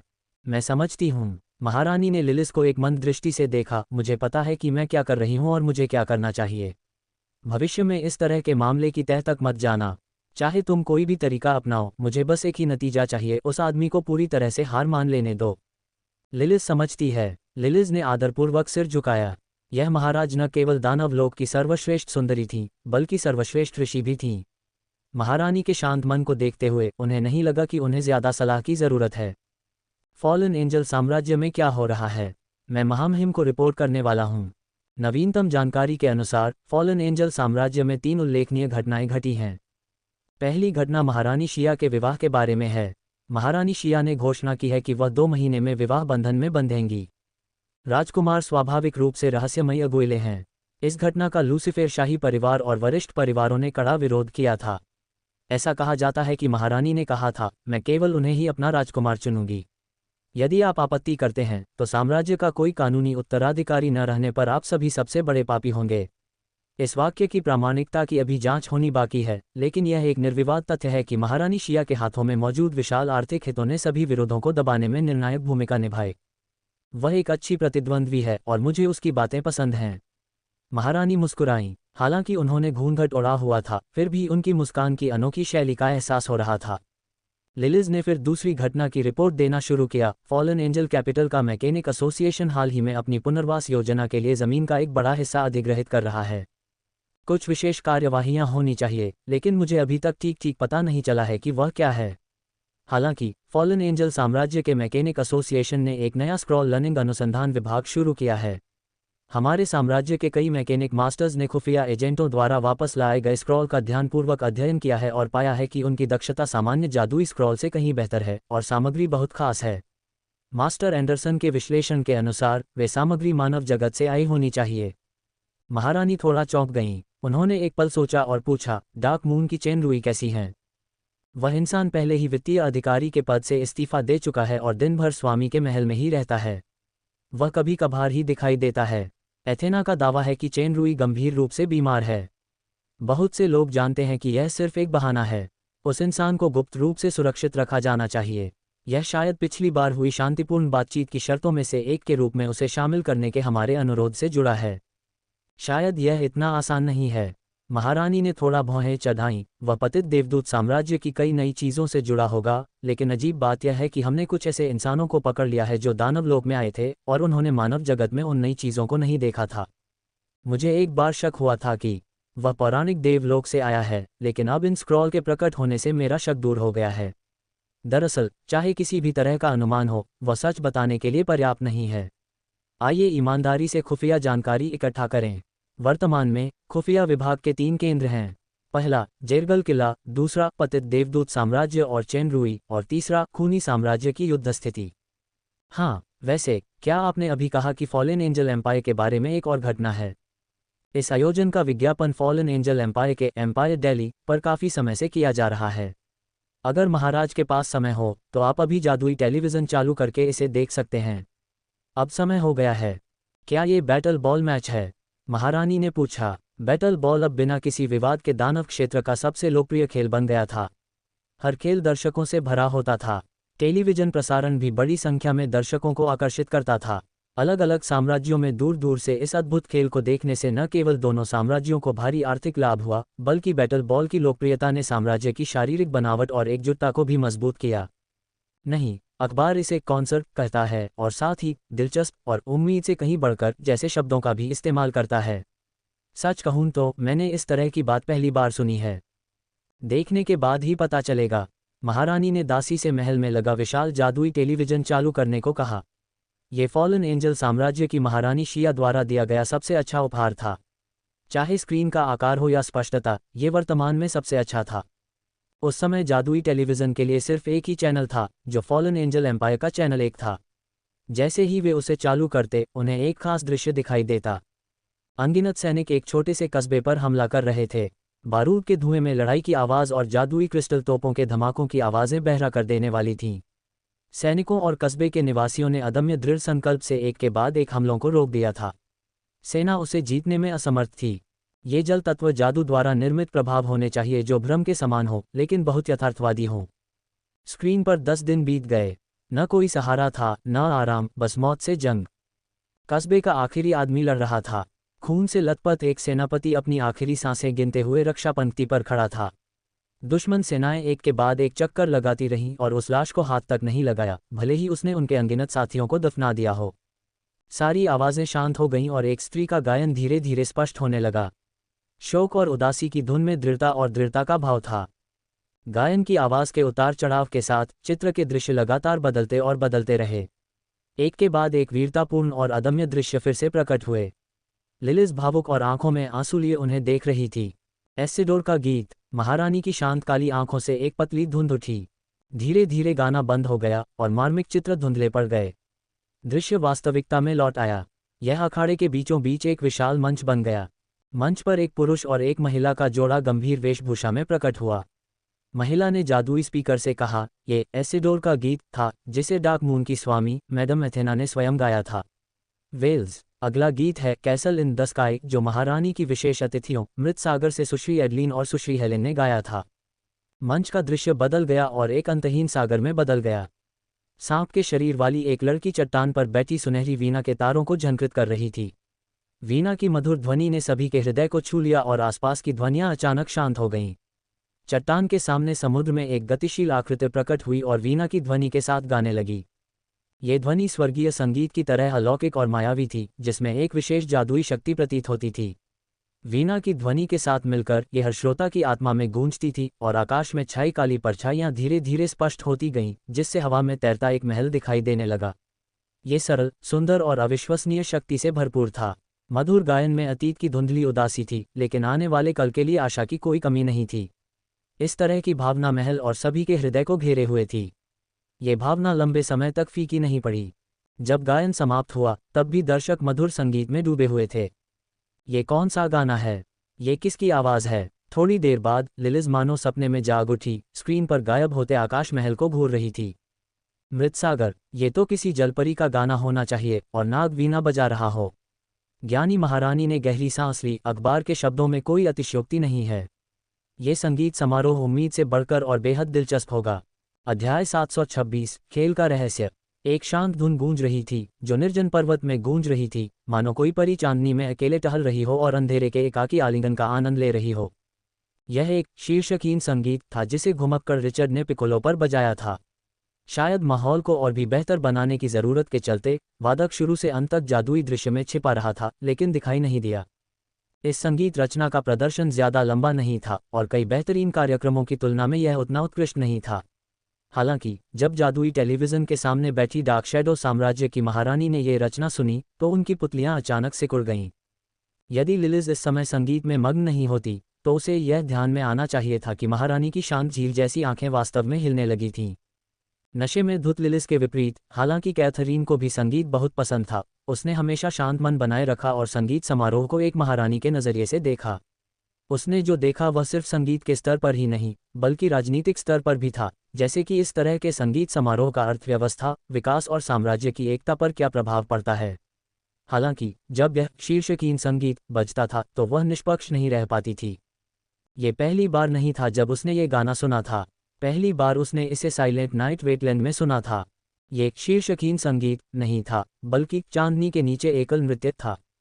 एक बार तो उसे लगा था कि वो इस गाने को भूल गई है, लेकिन आज तक उसे एहसास नहीं हुआ कि ये उसके दिल में बस गया था। वो इसे भूलना चाहती थी पर भूल नहीं पाए। रिचर्ड। कैथरीन के मन में हल्की सी कंपन महसूस हो रही थी। उसने अचानक अपनी मुठ्ठियां भींच लीं और बुदबुदाई, तुम अपना उपनाम बदलने की जहमत भी नहीं उठाते। इस आवाज़ से लिलिस जाग गई। महाराज, आपने अभी क्या कहा? कैथरीन ने अपना संयम वापस पा लिया था और अपना सिर हिलाया था। लिलिस ने ज्यादा ध्यान नहीं दिया और एक बार फिर अपना ध्यान जादुई टेलीविज़न पर लगा दिया। महारानी ने हल्की सी आह भरी और अपने पीछे लबादे को धीरे से सहलाया। ये 7 कलाकृतियों में से एक डार्क शैडो केप नहीं था बल्कि एक अर्ध पौराणिक लबादा था, लॉन्गिंग ऑफ द स्टार्स। जिन चीज़ों को त्याग दिया गया वे वास्तव में कभी त्यागी नहीं गई थीं। फॉलन एंजल एम्पायर का चैनल 1 पर लाइव कॉन्सर्ट काफ़ी सफल रहा और इसने काफ़ी सनसनी मचा दी। बाद में एम्पायर दिल्ली द्वारा किए गए सर्वेक्षण के अनुसार कॉन्सर्ट का सबसे लोकप्रिय भाग 2 समुद्री जीव जनजाति की लड़कियों द्वारा प्रस्तुत कैसल इन द स्काई था। वीणा की मधुर ध्वनि और रूह कंपा देने वाली स्वर्गीय आवाज़ ने श्रोताओं को मंत्रमुग्ध कर दिया, भले ही वे उसे समझ ना पाए हों। एडलिन और हेलेन रातों रात मशहूर हो गईं। जब भी वे बाहर जातीं तो कई उत्साही प्रशंसकों से मिलतीं। छोटी मत्स्यांगना बहुत उत्साहित दिख रही थी, जबकि नागकन्या ज्यादा भावुक थी क्योंकि चेन रूई ने एक वादा पूरा किया था, तुम्हारी मधुर वीणा की ध्वनि सबको मंत्रमुग्ध कर देगी। सबसे ज्यादा चर्चित एसिडोर का गीत था, जिसे डार्क मून लॉर्ड एथेना ने स्वयं गाया था। उस दिन एसिडोर शहर में इतनी जोरदार बारिश हुई मानो आसमान भी आंसुओं से भर गया हो। कहा जाता है कि जादुई टेलीविज़न के सामने शामिल शाही परिवार लगभग रो पड़ा था। और भी हैरानी की बात यह है कि उसके बाद शामिल शाही परिवार के कई दिग्गज एथेना से मिलने डार्क मून एस्टेट गए। समापन समारोह फॉलन एंजल साम्राज्य का नया सैन्य गान था जो भव्य और उत्साहवर्धक था। चेन रुई ने एडेलिन से अनुरोध किया कि वह इसे उनकी स्मृति में दमास पर आधारित रूपांतरित करें। इस क्लासिक गीत के बारे में कभी जर्मन एसएस की पहली बख्तरबंद डिवीजन का युद्ध गान होने की अफवाह थी। इसे दूसरी दुनिया में कई फिल्म और टेलीविजन कार्यक्रमों के साथ साथ सामाजिक गतिविधियों में पृष्ठभूमि संगीत के रूप में व्यापक रूप से प्रसारित किया गया था। उस दृश्य की सनसनी को देखते हुए ये सैन्य गान जल्द ही सभी राक्षसों के लिए परिचित हो जाएगा। चेन रुई द्वारा अपनाई गई अभिव्यक्ति का रूप एक अलग ही दुनिया का एमटीवी था, यानी संगीतमय टेलीविजन। इस आयाम में ये निश्चित रूप से एक ऐसी कला थी जो पहले कभी नहीं देखी गई थी। इसमें न केवल साउंड ट्रैक थे बल्कि यथार्थवादी जादुई चित्र भी थे जो एक आदर्श वातावरण का निर्माण करते थे। यह मानो एक शानदार इतिहास जीवंत हो उठा था जो दर्शकों में गहरी प्रतिध्वनि उत्पन्न कर सकता था। हालांकि पिछले जन्म की तरह कोई वस्तुएं या 3D कंप्यूटर विशेष प्रभाव नहीं थे, फिर भी इस दुनिया में जादू था। जल तत्व की नकल करने वाला जादूगर परी ड्रैगन जोला और फॉलन एंजल साम्राज्य के शीर्ष जादूगर स्टिलर का मनोनीत शिष्य था। हालांकि स्टिलर उस समय बोल परिवार की रक्षा के लिए जोला का शिष्य बना था, लेकिन समय के साथ उसे अपने गुरु की शक्ति का पूरा यकीन होता गया। जोला उसे अच्छे मूड में होने पर कुछ सुझाव भी देती थी जिससे उसे बहुत फायदा हुआ। हालांकि स्टिलर का जादू जोला से कहीं कमतर था, फिर भी वह निश्चित रूप से साधारण दानव अधिपतियों में सर्वश्रेष्ठ थी। चेन रुई के जादू चक्र के साथ बनाए गए विशेष प्रभाव काफ़ी उत्कृष्ट थे। कॉन्सर्ट में भाग लेने वाली ज़्यादातर गायिकाएं मशहूर हो गईं। पूरे साम्राज्य के दर्शकों के जोरदार अनुरोध पर कॉन्सर्ट को 3 दिन बाद फॉलन एंजल एम्पायर के चैनल 1 पर प्राइम टाइम में दोबारा प्रसारित किया गया। कहा जा रहा था कि अगले कॉन्सर्ट की योजना पहले से ही बन रही थी। समय अभी तय नहीं हुआ था, लेकिन ये तय था कि समुद्री जीवों से जुड़ी 2 सबसे लोकप्रिय जनजाति की लड़कियां फिर से इसमें शामिल होंगी। चेन रुई का ध्यान उस तरह के आभासी खेल को रूपांतरित करने पर था। कॉन्सर्ट की जबरदस्त सफलता के बावजूद उन्होंने अपना ध्यान नहीं भटकाया। हालांकि उस समय उन्होंने खुद solo dance under the moonlight गाना बजाया था। ये गीत न केवल अतीत की याद दिलाता था बल्कि एक साम्राज्य के लिए संकेत भी था। एक दिन मैं उस शक्ति के साथ डार्क शैडो साम्राज्य में आऊंगा जिससे दानव क्षेत्र कांप उठेगा और तुम्हें ले जाऊंगा। अपनी मौजूदा ताकत के साथ ये लक्ष्य हासिल करना नामुमकिन नहीं था, बशर्ते वह अपनी ताकत को अनलॉक कर सके, लेकिन वह एक साम्राज्य की शासक थी और जिम्मेदारियां भी बहुत थीं। सबसे ज़रूरी थी महारानी की इच्छा। चेन रुई कैथरीन के मन की बात अच्छी तरह समझता था। भले ही वह उससे सच्चा प्यार करती हो, फिर भी उसके लिए बहुत सी चीज़ों को त्यागना नामुमकिन था। इस मामले में जल्दबाजी नहीं करनी चाहिए। वह इसे धीरे धीरे और स्थिरता से ही कर सकता था। जब तक ये गीत डार्क शैडो साम्राज्य की महारानी के दिल में थोड़ी उथल पुथल मचा सके तब तक इसे सफल माना जाएगा। ये आभासी खेल प्राचीन कीमिया सभ्यता के केंद्रीय जीवन क्रिस्टल फीनिक्स पर आधारित था। ये हेलमेट एक मानसिक मस्तिष्क तरंग रिसीवर के बराबर था। चेन रुई राज्य की आध्यात्मिक छाप का स्वामी और क्रिस्टल फीनिक्स का एकमात्र स्वामी था, इसलिए उसे सर्वोच्च अधिकार प्राप्त था। उन खेलों में रोमन ने सबसे शक्तिशाली और कठिन विरासत की दुनिया का अनुभव किया, जो रसातल थी, जहां चेन रुई ने पिछली बार विरासत की परीक्षा दी थी। किसी कारण से चेन रुई ने रसातल के वातावरण और उसके अंदर के राक्षसों को समायोजित कर लिया था। तथ्यों ने साबित कर दिया था कि इस आध्यात्मिक दुनिया का वास्तविकता के साथ प्रशिक्षण प्रभाव काफी महत्वपूर्ण था। डोडो की प्रेरणा से रोमन ने जिस दानव अधिपति क्षेत्र में प्रवेश किया था वह धीरे धीरे स्थिर हो गया था। ग्रेमलिन सेवकों के प्रयासों से विभिन्न कीमिया प्राणियों, जिनमें असेंबल कठपुतलियां भी शामिल हैं, के निर्माण उपकरणों की मरम्मत कर दी गई और वे सामान्य रूप से काम करने लगे। वर्तमान में सितारों के शहर में 15,000 ग्रेमलिन सेवक, 500 क्रिस्टल जानवर, 3,000 लैंप आत्माएं, फॉलन एंजल साम्राज्य की शाही रक्षक टीम सहित 10 असेंबल कठपुतलियां और एक विशाल क्रिस्टल जानवर मौजूद थे। केंद्रीय जीवन क्रिस्टल फीनिक्स की सीमित शक्ति के कारण एकत्रित कठपुतलियों और विशाल क्रिस्टल जानवरों की उत्पादन गति तेज नहीं थी। यदि केंद्रीय प्रणाली की उन्नत सामग्री एकत्र की जा सके तो न केवल कीमिया प्राणियों की उत्पादन क्षमता और गति में उल्लेखनीय वृद्धि होगी, बल्कि नियंत्रित की जा सकने वाली कीमिया प्राणियों की ऊपरी सीमा भी बढ़ जाएगी। दुर्भाग्य से सामग्रियों की कमी के कारण चेन रुई उन्हें धीरे धीरे ही एकत्र कर पाए और क्रिस्टल फीनिक्स से वैकल्पिक सामग्रियों की गणना करने को कहा। डेलिया ने जो अनुभव किया वह असेंबल कठपुतली के प्रशिक्षण की दुनिया थी। एलिस चेन रेस्टोरेंट खेल रही थी, जिसे चेन रुई ने अपने पिछले जीवन के व्यावसायिक खेलों से अनुकूलित किया था। इन खेलों के सफलतापूर्वक विकसित होने के बाद चेन रुई ने मैकेनिक एसोसिएशन को केंद्र बनाकर राजधानी में इसे चरणबद्ध तरीके से प्रचारित करने का इरादा किया। इसमें कोई शक नहीं था कि युद्ध शक्ति बढ़ाने और इकट्ठे कठपुतली के लिए पायलटों को प्रशिक्षित करने के अलावा यह आभासी खेल भारी आर्थिक लाभ भी लाएगा। हालांकि चेन रूई का असली मकसद इससे कहीं ज्यादा था।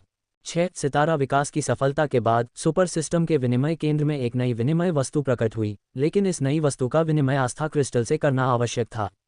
मानव लोक में पहले उसे 10 लाख आस्था क्रिस्टल एकत्रित करने थे, इसलिए वह केवल उत्सुकता से देख सकता था। अब जब वह सफलतापूर्वक दानव लोक में लौट आया था तो सुपर सिस्टम द्वारा स्वतः उत्पन्न आस्था क्रिस्टल और शूरा द्वारा मानव लोक से वापस भेजी गई आस्था शक्ति से परिवर्तित क्रिस्टल ने एक बड़ी मात्रा जमा कर ली थी। एक्सचेंज सेंटर में 2 प्रकार की नई वस्तुएं थीं। एक आस्था जीवन था जिसमें स्नो डालेट जैसे अतिरिक्त बफ थे। प्रेत पुष्प स्तर बी विश्वास प्राणी वायु तत्व स्टार कॉन्फरिंग प्लेटफॉर्म के रिसीवर की गति 20% बढ़ाएं। विनिमय मूल्य 5000 विश्वास क्रिस्टल है। प्रार्थना घास स्तर सी का प्राणी पृथ्वी तत्व राज्य में आस्था क्रिस्टल के उत्पादन को प्रतिदिन 10% बढ़ाता है। विनिमय मूल्य 10,000 आस्था क्रिस्टल है। तारा प्रदान करने वाले प्लेटफॉर्म का आस्था जीवन तारा प्राप्तकर्ता के बफ के साथ ओवरलैप हो सकता था, लेकिन प्रत्येक आस्था जीवन का केवल एक प्रकार ही रोपा जा सकता था। प्रेत पुष्प और प्रार्थना घास केवल स्तर सी और स्तर बी के आस्था जीवन थे। शायद ध्रुव तारा स्तर के पदोन्नत होने के बाद विनिमय के लिए और अधिक आस्था जीवन उपलब्ध होंगे। चेन रूई सचमुच भाग्यशाली था कि उसे स्तर एस स्नो डालेट मिला। विनिमय वस्तुओं की दूसरी श्रेणी बहुत विशेष थी। भक्त का हृदय आस्था का एक स्वतंत्र केंद्र जिसे वस्तु में समाहित करके आस्था शक्ति को अवशोषित करने और आस्था को परिवर्तित करने का केंद्र बनाया जा सकता था। इसका कार्य आस्था के टॉवर के समान था। विनिमय मूल्य 100,000 आस्था क्रिस्टल था, केवल एक विनिमय की अनुमति थी। भक्त के चरण विश्वास की अवशोषण सीमा का विस्तार करते हैं, विश्वास शक्ति को बढ़ाते और संचारित करते हैं। इसका कार्य विश्वास स्तंभ के समान था। विनिमय मूल्य 100,000 विश्वास क्रिस्टल था। विनिमय की संख्या की कोई सीमा नहीं थी। चेन रूई को पहले लगा था कि इस भक्त के हृदय की भूमिका थोड़ी बेकार है, आस्था के टॉवर को वास्तविक दुनिया में स्थापित करें। अगुइले की पहचान के बावजूद लोग उस पर विश्वास नहीं करेंगे।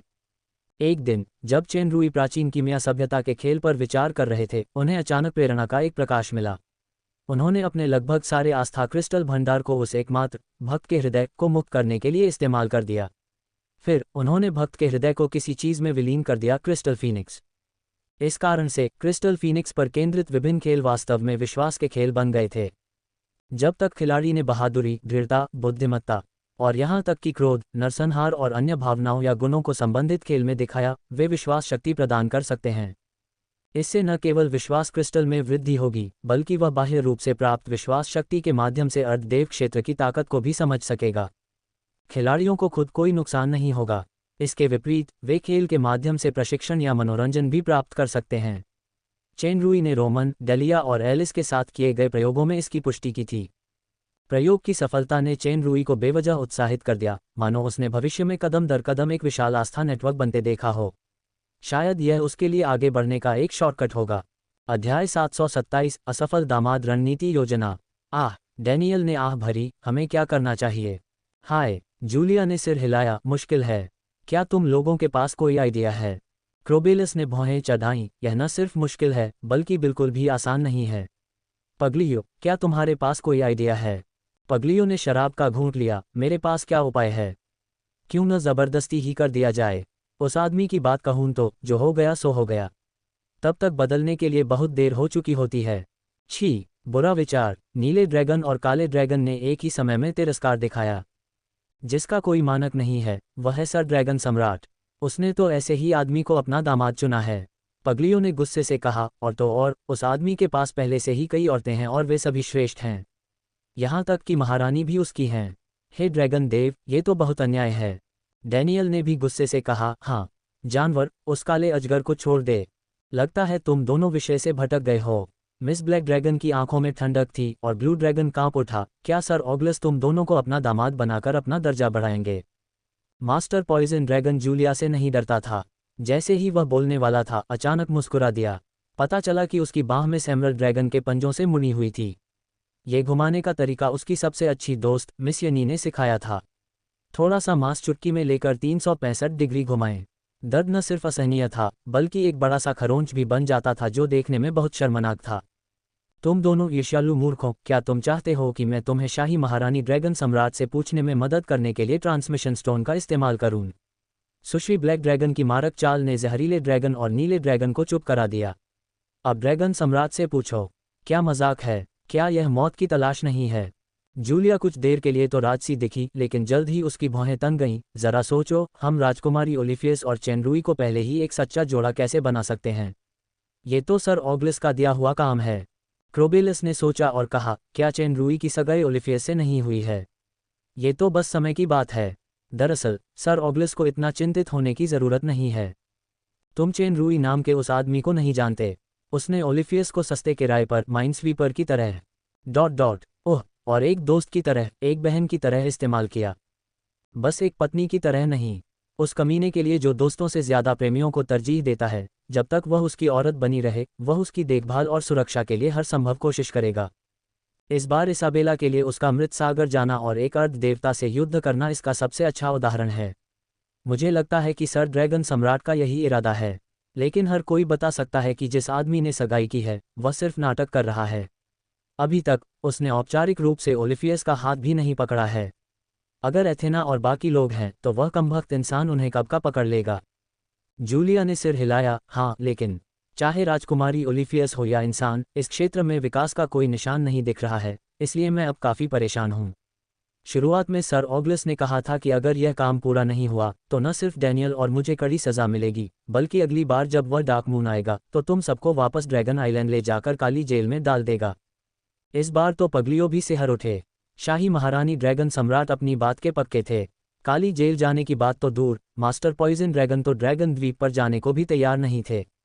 यहाँ कितना बेफिक्र है, अच्छी शराब और लजीज खाने के साथ आज़ादी। सबसे खास बात यह है कि यहाँ कुछ करीबी खतरनाक दोस्त भी हैं। मुझे इतनी अच्छी जगह कहाँ मिलेगी? सुश्री एमरल्ड ड्रैगन स्वाभाविक रूप से डार्क मून की आरामदायक जगह छोड़ना नहीं चाहती थी, इसलिए उन्हें गंभीरता से सोचना पड़ा। भले ही चेनरुई की सगाई हो चुकी हो, लेकिन उसने वास्तव में ओलिफिस को अपनी औरत नहीं माना है। अगर आप उसे कम समय में बदलना चाहते हैं तो मुझे डर है कि यह बहुत मुश्किल है। सर ऑगलिस भी डार्क मून में रहते हुए कुछ नहीं कर पाए थे। इसलिए अगर आप ऐसा करना चाहते हैं तो कुंजी ओलिफिस में है, लेकिन ओलिफिस कुछ भी नहीं समझता और हमेशा सोचता है कि शादी करना ठीक है। औरत और मर्द के बीच की बात तो छोड़ ही दीजिए। ओह, क्या राजकुमारी ओलिफियस को पैसा पसंद नहीं है? डैनियल ने अपनी जांघ थपथपाई। हम यहीं से शुरुआत कर सकते हैं, उसे पैसे दें और उसे पहल करने दें। जैसे ही ब्लू ड्रैगन ने यह कहा, अन्य 3 ड्रैगन की आंखें एक साथ चमक उठीं। बस, जूलिया ने दृढ़ निश्चय किया, लेकिन फिर से भौहें चढ़ा लीं। सवाल यह है कि यह पैसा कहाँ से आता है? जैसे ही काले अजगर के शब्द निकले, अन्य 3 अजगर बड़ी आंखों से एक दूसरे को घूरने लगे।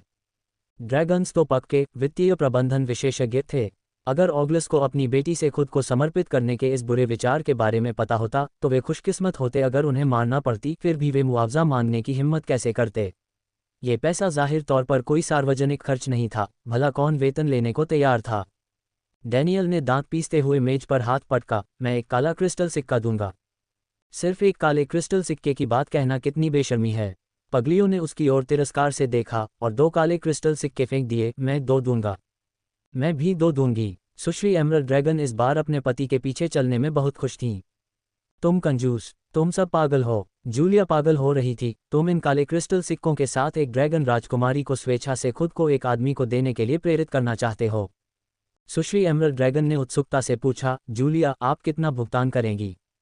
सुश्री ब्लैक ड्रैगन को आत्मविश्वास की थोड़ी कमी थी। जरूर, 2 काले क्रिस्टल सिक्के। सभी ड्रैगन अवाक निराशा में एक दूसरे को घूरते रहे।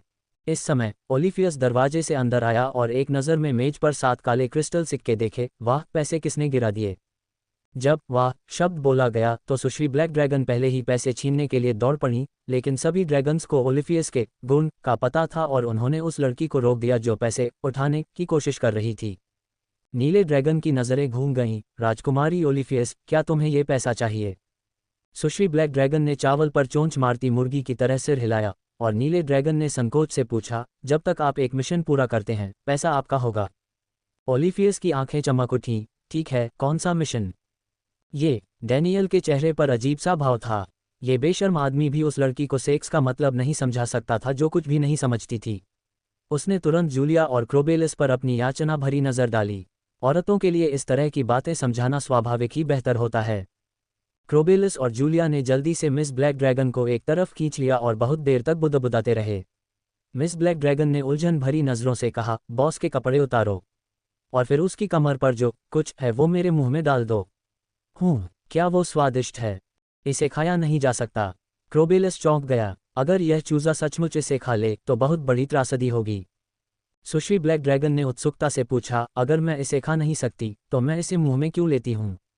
यह क्या है? ये तो, ओह, जूलिया ने ठंडा पसीना पोंछा, हथियार। ये हथियार है, इसे सिर्फ मुंह में रख सकते हो या चाट सकते हो, खा नहीं सकते। इसे खाओगे तो मर जाओगे। इस मिशन को पूरा करने के बाद मेज पर पड़े काले क्रिस्टल के सिक्के तुम्हारे हो जाएंगे।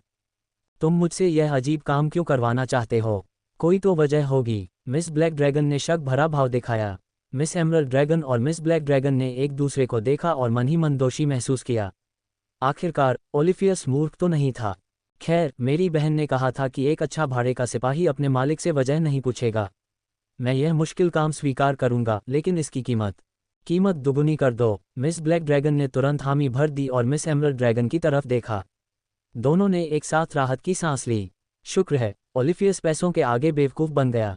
ये देखकर कि सुश्री ब्लैक ड्रैगन ने 7 काले क्रिस्टल सिक्कों की जमा राशि ली और चली गई, सुश्री एमरल्ड ड्रैगन को अविश्वसनीय लगा। 7 काले क्रिस्टल सिक्के, क्या इसके लिए पर्याप्त है? हाँ, सुश्री ब्लैक ड्रैगन ने आत्मविश्वास के बिना कहा और खुद को सांत्वना दी, जब तक वह ये कदम उठाती है हम मूलतः सफल होंगे। क्या ओलिफियस कुछ नहीं करेगा और फिर झूठी रिपोर्ट देने के लिए वापस आएगा? चूजे के विभिन्न पिछले रिकॉर्डों के कारण क्रोबेलस की चिंताएं पूरी तरह से जायज़ थीं। इस बिंदु पर सुश्री ब्लैक ड्रैगन आश्वस्त लग रही थी, क्या आपने अभी अभी दी गई मेरी विशेष व्याख्या नहीं सुनी? हम पहले जमा राशि का आधा हिस्सा देंगे। जब मिशन पूरा हो जाएगा तो उसे बाकी आधा हिस्सा मिलेगा। अगर वह अनुबंध तोड़ती है तो उसे 10 गुना अधिक कीमत चुकानी होगी। इसके साथ मुझे विश्वास है कि राजकुमारी ओलिफियस निश्चित रूप से इसे पूरा करने के लिए कड़ी मेहनत करेगी। जूलिया, तुम बहुत होशियार हो। स्वाभाविक रूप से डैनियल ही था जो चापलूसी कर रहा था। बेशक, क्योंकि मैं एक चतुर व्यक्ति हूं, इसलिए अगले महीने आपकी पॉकेट मनी से अतिरिक्त 7 काले क्रिस्टल सिक्के काट लिए जाएंगे। उद्धरण चिन्ह अल्पविराम उद्धरण चिन्ह। चेन रूई को पता नहीं था कि उसके खिलाफ एक साजिश चुपचाप शुरू हो गई है। वह इसाबेला के छोटे से आंगन में चाय पी रहा था।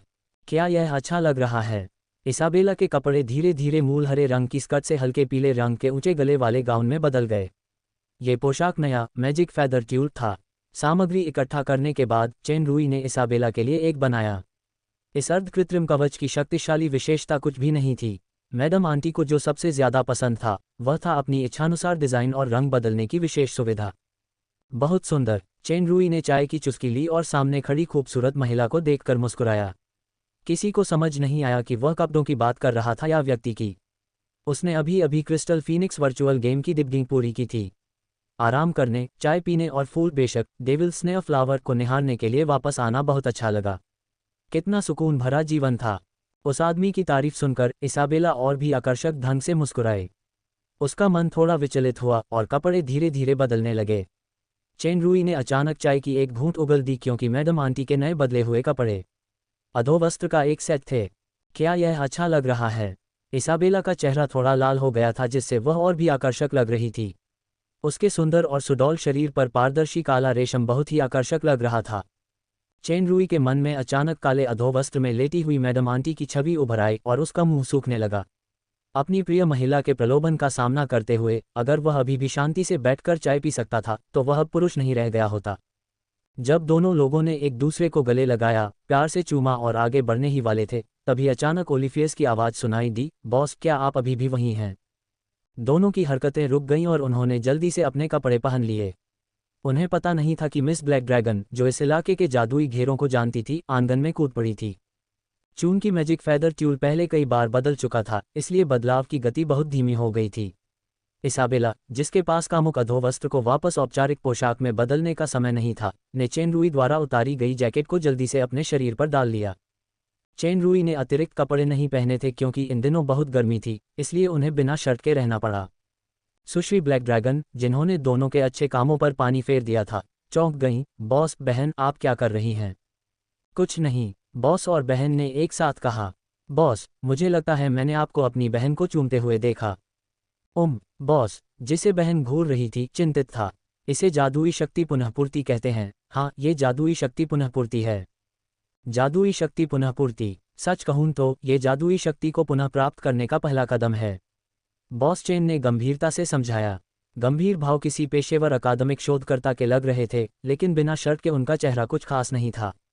सुश्री ब्लैक ड्रैगन ने उत्सुकता से पूछा, क्या मुझे भी जादुई शक्ति पुनःपूर्ति मिल सकती है? बिल्कुल नहीं, बॉस चेन ने जल्दी से अपना सिर हिलाया और कहा, जादुई शक्ति पुनःपूर्ति के लिए पैसे की आवश्यकता होती है और यह महंगा है। बॉस, लगता है आपने पिछली बार मेरी भरपाई कर दी थी। बॉस चेन को लगा कि मैडम बहन की आंखें चाकू की तरह तेज हो गई हैं, और वह मासूमियत से चिल्लाया, बकवास मत करो, मैंने तुम्हारे लिए कब सामान भरा? सुश्री ब्लैक ड्रैगन ने गंभीरता से बताया, क्या तुमने सगाई के दौरान सबके सामने एक बार इसे नहीं भरा था? कोई आश्चर्य नहीं कि उस समय मेरा चेहरा थोड़ा गर्म हो गया था। पता चला कि यह जादुई शक्ति के पुनःपूर्ति का एहसास था। बॉस चेन ने चुपके से राहत की सांस ली। हाँ, तो मैंने तुम्हें उस समय एक बहुत महंगी अंगूठी दी थी। सुश्री ब्लैक ड्रैगन की आंखें सिक्कों की रोशनी से चमक उठी। क्या हम इसे फिर से भर दें? बॉस चेन ने जल्दी से सिर हिलाया। मिस ब्लैक ड्रैगन थोड़ी निराश हुई। इस मुलाकात का मकसद सोचते हुए उन्होंने इसाबेला की ओर मुड़कर कहा, बहन, क्या मैं बॉस से कुछ बात कर सकता हूँ? इसाबेला, जो चेन रुई के कपड़ों में लिपटी हुई थी, ने एक बहन की तरह शांत रहने की कोशिश की। जरूर। वैसे बॉस, क्या आपके पास कोई इमेज रिकॉर्डिंग स्टोन है? हाँ, मुझे एक दो। बहन, छवि रिकॉर्डिंग पत्थर के साथ तस्वीरें लेने में हमारी मदद करो।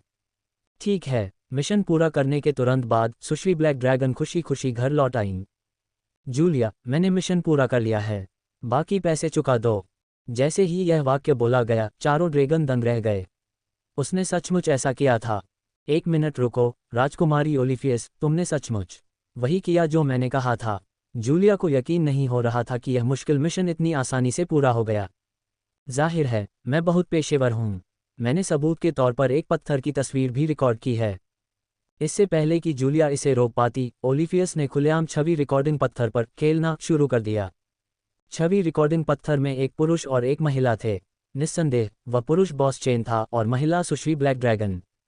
बॉस चेन बहुत हॉट लग रहे थे और उन्होंने शर्ट भी नहीं पहनी थी, हाथ में तलवार लिए हुए थे। मिस ब्लैक ड्रैगन के कहने पर उन्होंने कमर पर तलवार टांग कर पोज दिया। फिर मिस ब्लैक ड्रैगन ने तलवार ली और उसे चाट लिया। फिर बस, जब मैं वहां गई तो हुआ यूं कि बॉस के कपड़े मेरी बहन ने उतार दिए थे, इसलिए मैंने बॉस से कहा कि इस बेहद मुश्किल मिशन को पूरा करने के लिए नॉर्थ सी स्वॉर्ड निकाल लो। सुश्री ब्लैक ड्रैगन ने विजयी भाव से कहा, जूलिया, मुझे पैसे दो। अध्याय 728, परिस्थिति और पुराना परिचय। गिरे हुए देवदूत साम्राज्य का महल। महारानी शिया इसाबेला की रिपोर्ट ध्यान से सुन रही थीं। स्नोडाललेट फूल का प्रभाव अद्भुत था। इसाबेला के कुछ समय तक स्वस्थ रहने के बाद उसके शरीर पर लगी प्रकाश विनाश मोहर पूरी तरह से हट गई थी। मोहर के कारण खोई हुई उसकी शक्ति और स्फूर्ति भी वापस आ गई थी। सुश्री यनी मूल रूप से एक आलसी व्यक्ति नहीं थी, खासकर अपनी युवावस्था और स्फूर्ति वापस पाने के बाद उनके मन की उदासी दूर हो गई थी। उन्हें हर दिन ऊब महसूस होती थी। शिया के निमंत्रण पर उन्होंने फॉलन एंजल साम्राज्य के गुप्त खुफिया विभाग पर फिर से नियंत्रण पा लिया। निस्संदेह उनमें असाधारण प्रतिभा थी। गुप्तचर विभाग पर नियंत्रण पाते ही विभिन्न स्थानों पर खुफिया तंत्र का संचालन और भी लचीला हो गया। नवीनतम जानकारी सुनने के बाद शिया ने गंभीर भाव से कहा, क्या खूनी साम्राज्य का दूसरा राजकुमार एडमंड फिर से पराजित हो गया है?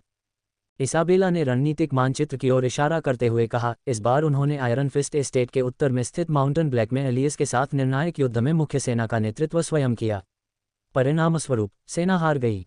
एडमंड ने बचे हुए सैनिकों का नेतृत्व करते हुए आयरन फिस्ट सिटी की ओर भाग गए। इस बीच एलियस की सेना आयरन फिस्ट एस्टेट की तेरी सुरक्षा को तोड़ते हुए कदम दर कदम आगे बढ़ रही है। ये संभव है कि खूनी साम्राज्य का ये गृहयुद्ध लंबे समय तक नहीं चलेगा। चेन रुई ने बीच में ही टोकते हुए कहा, यह स्थिति हमारी उम्मीदों से थोड़ी परे है। क्या एडमंड को हमसे और डार्क शैडो एम्पायर से गुप्त मदद नहीं मिली? शुरुआत में तो यही उम्मीद थी कि दोनों पक्ष कम से कम एक साल और लड़ सकते हैं। इस बार पूरी हार क्यों होगी?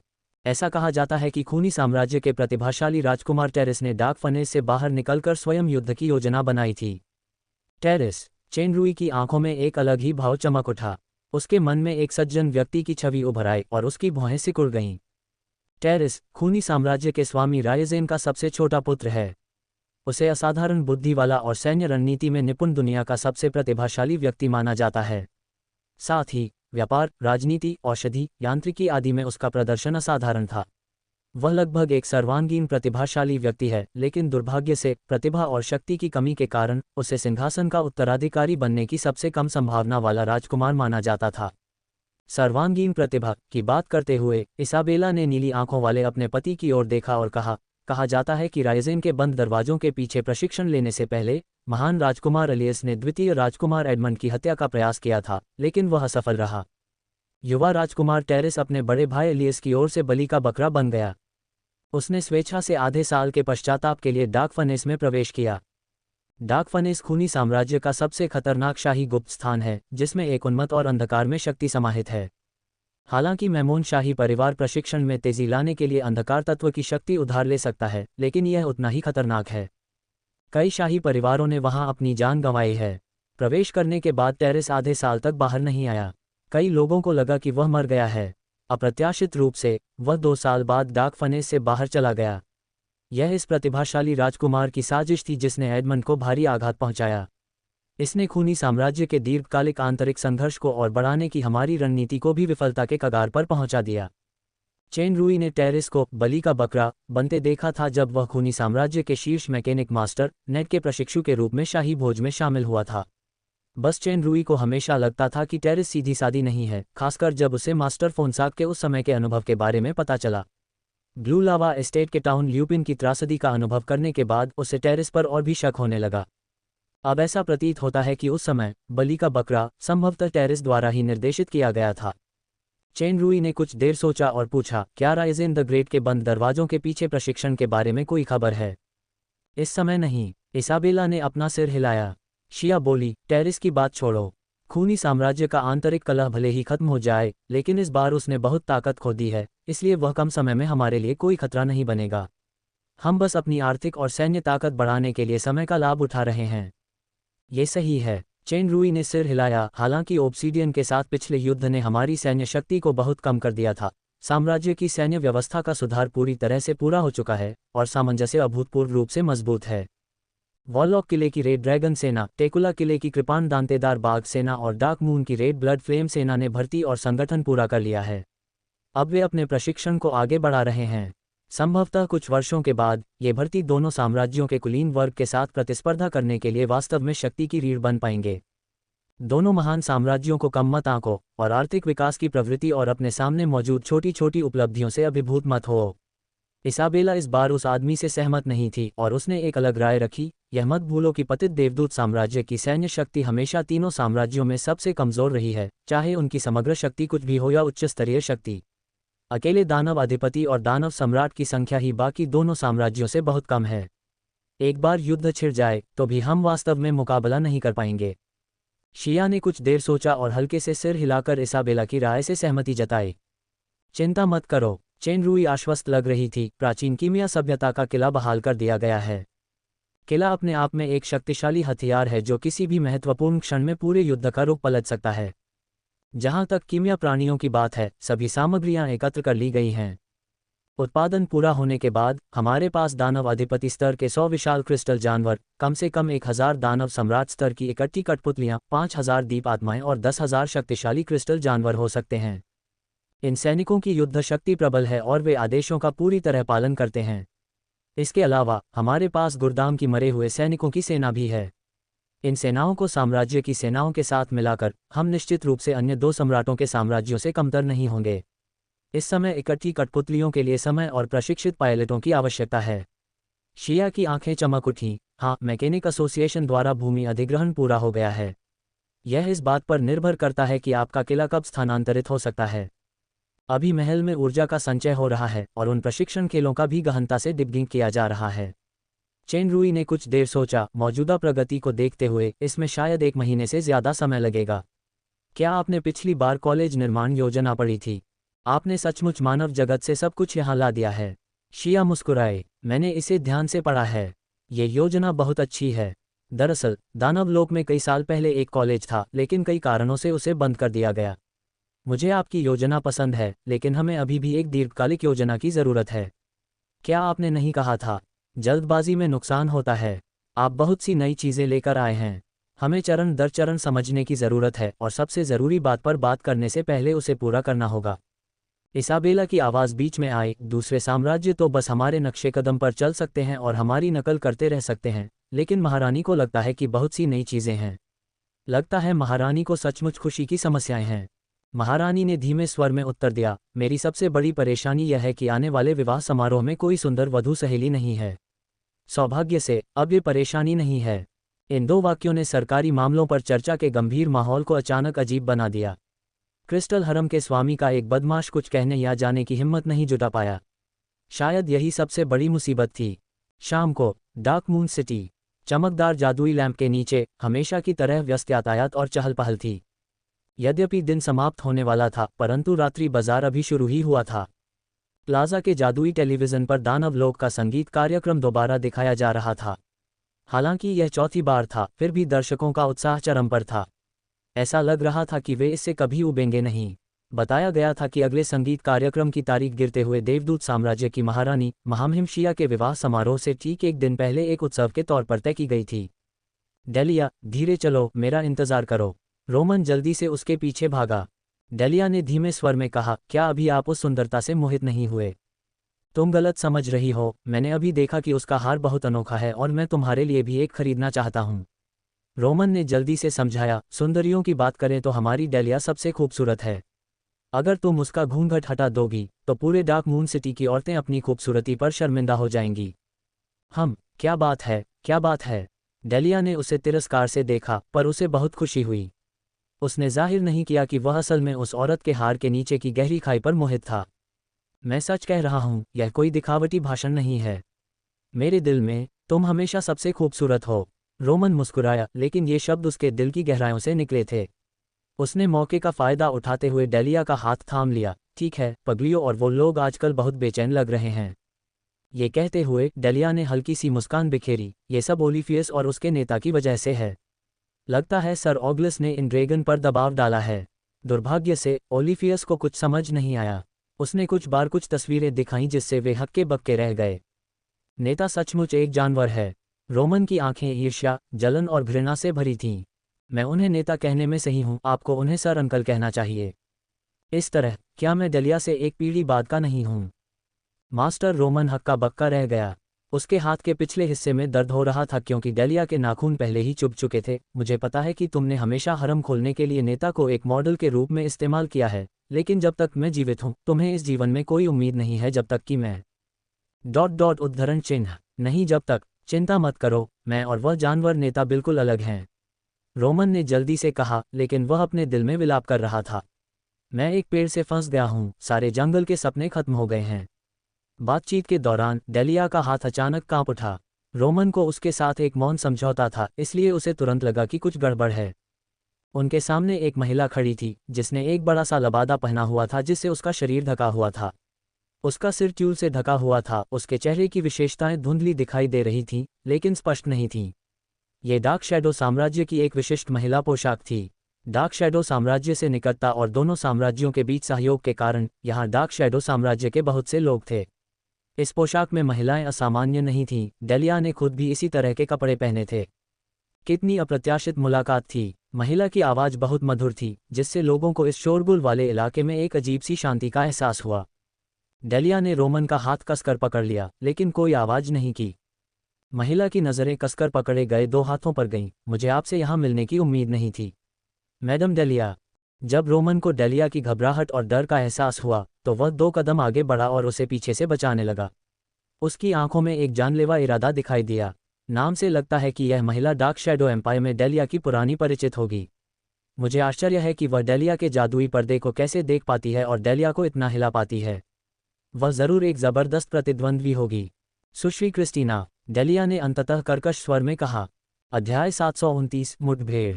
इस क्षण रोमन को आसपास के दृश्यों में एक अजीब सा बदलाव महसूस हुआ क्योंकि वे चौक से एक सुनसान गली में पहुंच गए थे। डार्क मून से रोमन की परिचितता के आधार पर वह जानता था कि ये दक्षिणी ब्लॉक की नंबर 7 स्ट्रीट थी। उसने कोई क्षेत्र या भ्रम नहीं, बल्कि एक वास्तविक स्थानांतरण सक्रिय किया था। इस रहस्यमयी क्रिस्टीना में अभी भी कोई खास सांस नहीं थी, मानो वो कोई शक्तिहीन साधारण इंसान हो, लेकिन रोमन को सहज ही एक जबरदस्त अत्याचार का एहसास हो गया था। अब वो दानव अधिपति के स्तर पर पहुंच चुका था और उसकी आत्मा संवेदन शक्ति में जबरदस्त उछाल आया था, इसलिए वो इस औरत के आतंक को और भी गहराई से महसूस कर सकता था। इस प्रकार का उत्पीड़न पगलियो या डोडो से भी ऊपर है, शायद केवल जोला ही उसके बराबर है।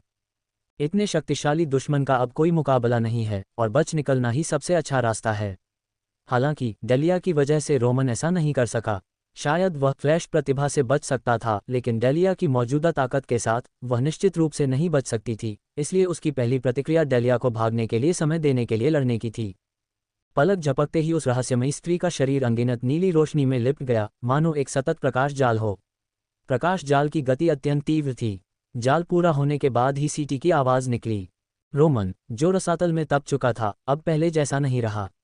ये प्रहार उसकी सबसे शक्तिशाली मारक चाल थी, नो रिटर्न, जिसका अर्थ था दुश्मन को मारे बिना वापस न लौटना। इस चाल का भयावह पहलू इसके भीतर छिपी अनगिनत चालों में निहित था। अगर प्रतिद्वंद्वी नहीं हिलता तो वह ब्लेड के जाल से चकनाचूर हो जाता। अगर प्रतिद्वंद्वी हिलता तो ये आगे की चालें प्रतिक्रियाओं की एक श्रृंखला शुरू कर देती जो और भी भयानक शक्ति के साथ फट सकती थीं। खुद वह भी इसे रोक नहीं सकता था। रसातल खेल में दानव अधिपति की विपगल का एक प्रारंभिक चरण एक बार सैकड़ों टुकड़ों में बदल गया और नो रिटर्न के तहत नष्ट हो गया। अचानक नीली रोशनी का जाल मंद पड़ गया और दस्ताने पहने हाथ में बुझ गया। रोमन की आकृति प्रकट हुई और कुछ कदम पीछे हट गई। ब्लेड पकड़े उसका हाथ लगातार कांप रहा था और ब्लेड के हैंडल से धीरे धीरे खून रिस रहा था। रोमन ने अपने हाथ में हो रहे तेज दर्द को नज़रअंदाज किया और उसे सावधानी से घूरता रहा। उस महिला ने अपने हाथ के एक ही झटके से उसके सारे अगले हथकंडे नाकाम कर दिए। तलवार की तेज क्यूई वापस परावर्तित होकर उसके हाथ को चकनाचूर कर गई। जाहिर है, दूसरे पक्ष ने पूरी ताकत नहीं लगाई थी। ताकत का अंतर बहुत बड़ा है, जैसा कि मैंने उम्मीद की थी। हालांकि रोमन ने उसे पहले से याद नहीं दिलाया था, लेकिन उसकी नज़रों से ही डेलिया समझ गई थी। उसने मौके का फ़ायदा उठाकर वहां से जाने की योजना बनाई। अब जबकि रोमन जल्दी ही हार चुका था, उसने यह विचार त्याग दिया, चूंकि मैं बच नहीं सकती तो चलो मिलकर इसका सामना करते हैं। लेकिन मुझे उम्मीद नहीं थी कि डार्क शैडो साम्राज्य की शाही कुलीन महिला और महान साम्राज्य की उत्तराधिकारी के पास वास्तव में इतनी भयानक ताकत है। मेरा इरादा बुरा नहीं था, डेलिया। क्रिस्टीना ने दोनों के प्रदर्शन को, जिसमें मनोवैज्ञानिक बदलाव भी शामिल थे, देखते हुए सहानुभूति दिखाई और मैडम की उपाधि छोड़ दी। वैसे मुझे याद है कि तुम एथेना की दोस्त हो, जो फॉलन एंजल एम्पायर के पहले जनरल जॉर्ज की बेटी है और डार्क मून की वर्तमान स्वामी होने के साथ साथ साम्राज्य की तीसरी जनरल भी है। उस समय पता चला कि तुम डार्क मून में छिपी हुई थी, लेकिन निश्चिंत रहो, मैं तुम्हारी खबर किसी को नहीं बताऊंगी। तो क्या हुआ अगर तुम बता भी दोगे? रोमन ने ठंडे स्वर में कहा। अपनी ताकत बढ़ाने का उसका मकसद न सिर्फ डेलिया की रक्षा करना था, बल्कि ब्रोक उस राक्षस से भी छुटकारा पाना था। आंटी इसाबेला की जानकारी के अनुसार ब्रोक अब खतरे में था और वह जेरगल किले से बाहर नहीं निकल सकता था। इसके अलावा डार्क मून के शहर में कम से कम 3 शक्तिशाली ड्रैगन छिपे हुए थे। डेलिया के यहाँ होने की बात जानते हुए भी उसने आने की हिम्मत नहीं की। जैसे ही रोमन ने बात की, उसे अचानक याद आया कि वे दोनों क्रिस्टीना के विरोधी नहीं थे और उसका जीवन अभी भी उसके हाथों में था, इसलिए वह चुप रहने के अलावा कुछ नहीं कर सका। डेलिया, चूंकि तुम और लॉर्ड एथेना दोस्त हो तो बेहतर होगा। मैं मैडम लॉर्ड के प्रेमी, प्रसिद्ध मानव वित्त अधिकारी चेन लुई से मिलना चाहता हूँ। क्या तुम मुझे उनसे मिलवा सकती हो? सुश्री क्रिस्टीना, डेलिया ने गहरी सांस ली और संभलते हुए कहा, अगर मेरा अंदाजा सही था तो आप कैथरीन द ग्रेट के आदेश से आई हैं। मुझे डर है कि आपकी मेहनत बेकार जाएगी। जहां तक मुझे पता है, चेन लुई का डार्क मून छोड़ना नामुमकिन है। अगर ऐसा है तो क्या आप कोई और तरीका अपनाएंगी? जैसे, चूंकि आप उसका इस्तेमाल नहीं कर सकती तो दूसरे भी उसका इस्तेमाल नहीं कर सकते। तुम बहुत ज्यादा सोच रही हो। मैं बस उससे कुछ सवाल पूछना चाहती हूँ। क्रिस्टीना ने डेलिया की तरफ देखा। डेलिया, मैं बहुत दिनों से शॉपिंग नहीं कर पाई हूँ, क्या तुम मेरी गाइड बन सकती हो? रही बात सर की, मैं रेड फ्रूट होटल के वीआईपी रूम नंबर 1 में रहती हूँ। क्या तुम शॉपिंग खत्म होने के बाद डेलिया को लेने आ सकती हो? खैर, मुझे उम्मीद है कि जब मैं वापस आऊंगी तो मेरा मनोरंजन कुछ ड्रैगन नहीं करेंगे।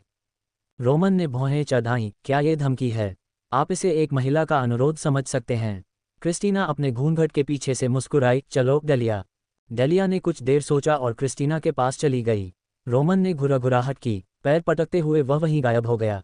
काफी तेज फ्लैश की प्रतिभा वाकई अद्भुत है, क्रिस्टीना ने दुखी होकर कहा। मुझे आश्चर्य है कि लेविथान शाही परिवार के रूप में आपको वास्तव में बेल्फेगोर शाही परिवार का साथी मिल गया। हालांकि कुछ विवरणों से पता चलता है कि आप दोनों के बीच का रिश्ता बहुत गहरा है और आप एक दूसरे के लिए त्याग करने को भी तैयार हैं, जो वाकई काबिले तारीफ है। क्या डार्क शैडो एम्पायर की कुलीन महिला भी इन चीज़ों से ईर्ष्या करती है? डेलिया ने सिर हिलाया और अचानक मुस्कुराई। मुझे पता है कि मिस बहुत बुद्धिमान है, लेकिन आपको मुझसे ज़्यादा जानकारी नहीं मिलेगी। चून की खरीदारी का समय है, इसलिए हम खुशी खुशी घूमेंगे। प्यार वाकई इंसान को बदल देता है। यह मुस्कान उस मैडम ब्लैक विडो की नहीं है जिसे मैं जानती हूँ। क्रिस्टीना ने डेलिया को गौर से देखा। दरअसल तुम मुझे पहले ही बहुत कुछ बता चुकी हो, जैसे अपने साथियों पर भरोसा करने की गहरी आदत। मुझे हैरानी है कि जब तुम उस इंसान की बात कर रही हो तो ये भरोसा सचमुच मौजूद है। डेलिया की निगाहें ठहर गईं, फिर उसने सिर हिलाया। इसमें कोई शक नहीं कि आप अब भी वही महान कुलीन महिला हैं। आपकी बुद्धिमत्ता और अवलोकन ही आपको डराने वाले हैं। हालांकि कभी कभी महिलाओं को मूर्ख बनना ही चाहिए, खासकर पुरुषों के सामने, वरना आप बहुत थक जाएंगी। शायद तुम सही कह रही हो, डेलिया। क्रिस्टीना मुस्कुराई। मैं बहुत दिनों से खरीदारी नहीं कर रही हूँ, मैं इसमें बिल्कुल भी अच्छी नहीं हूँ। मुझे लगता है कि बाद में तुम्हें जवाब देने के कई मौके मिलेंगे। दोनों महिलाएं एक दूसरे का हाथ थामे सड़क पर बड़े प्यार से चल रही थीं।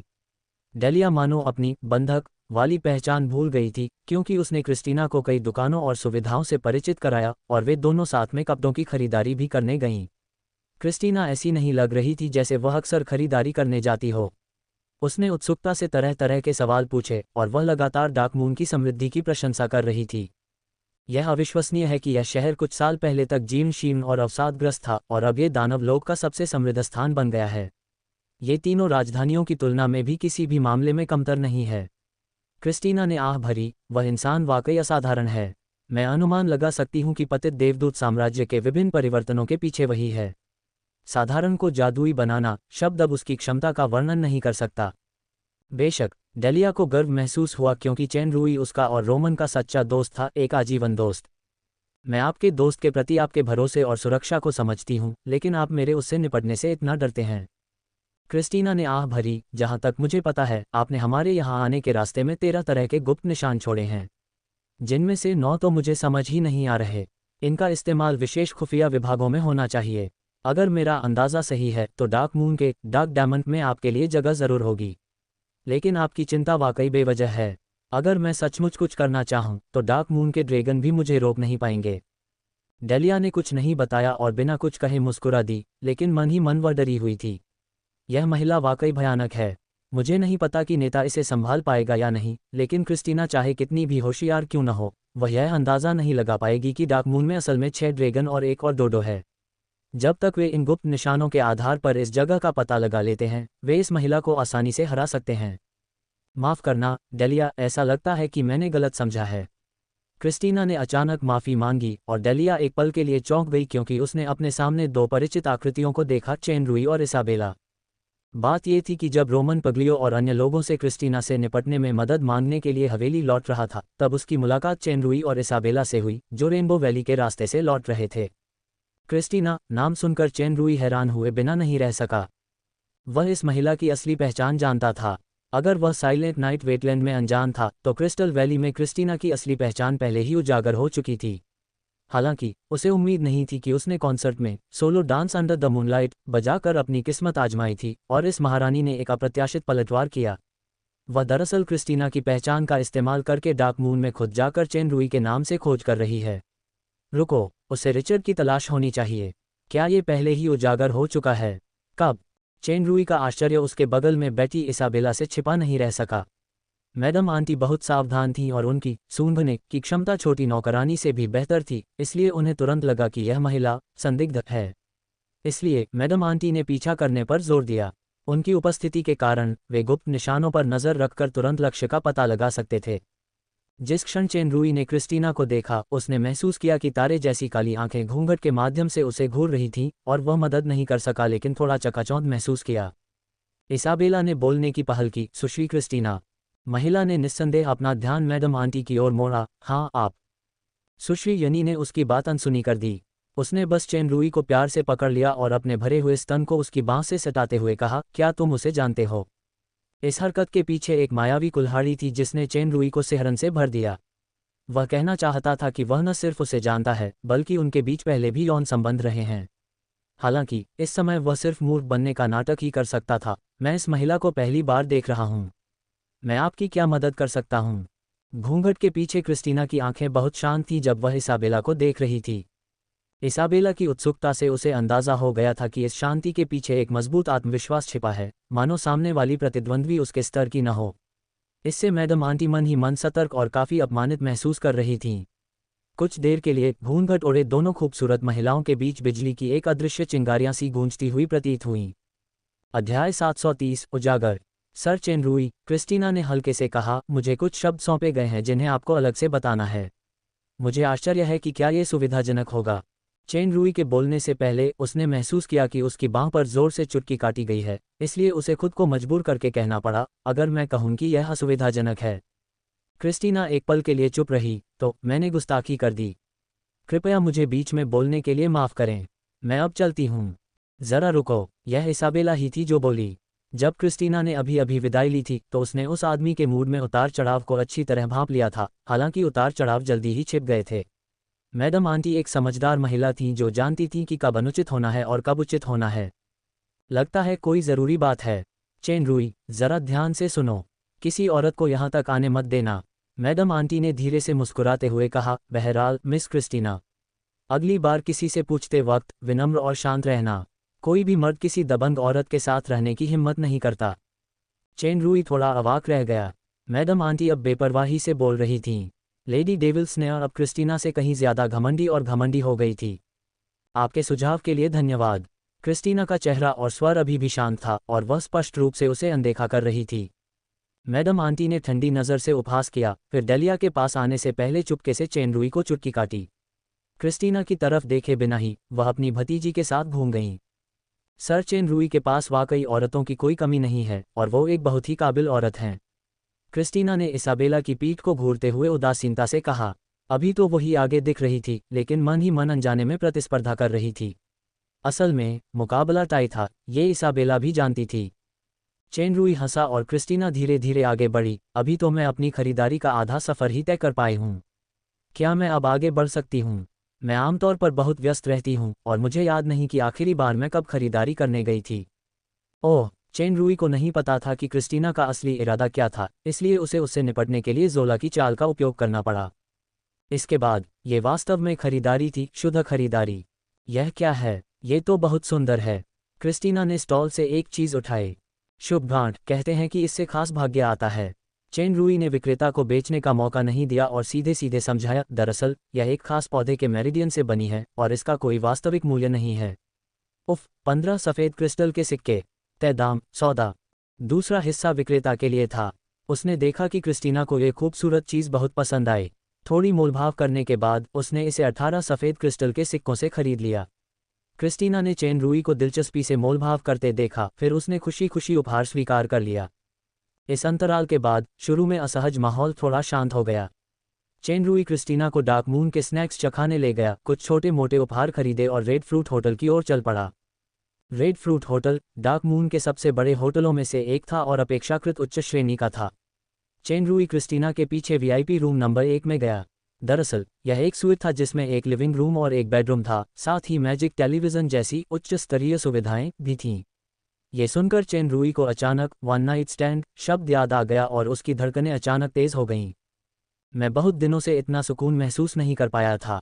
अच्छा लग रहा है। क्रिस्टीना ने उसे बैठने का इशारा किया। तुम्हारा और तुम्हारे छोटे से तोहफे का शुक्रिया।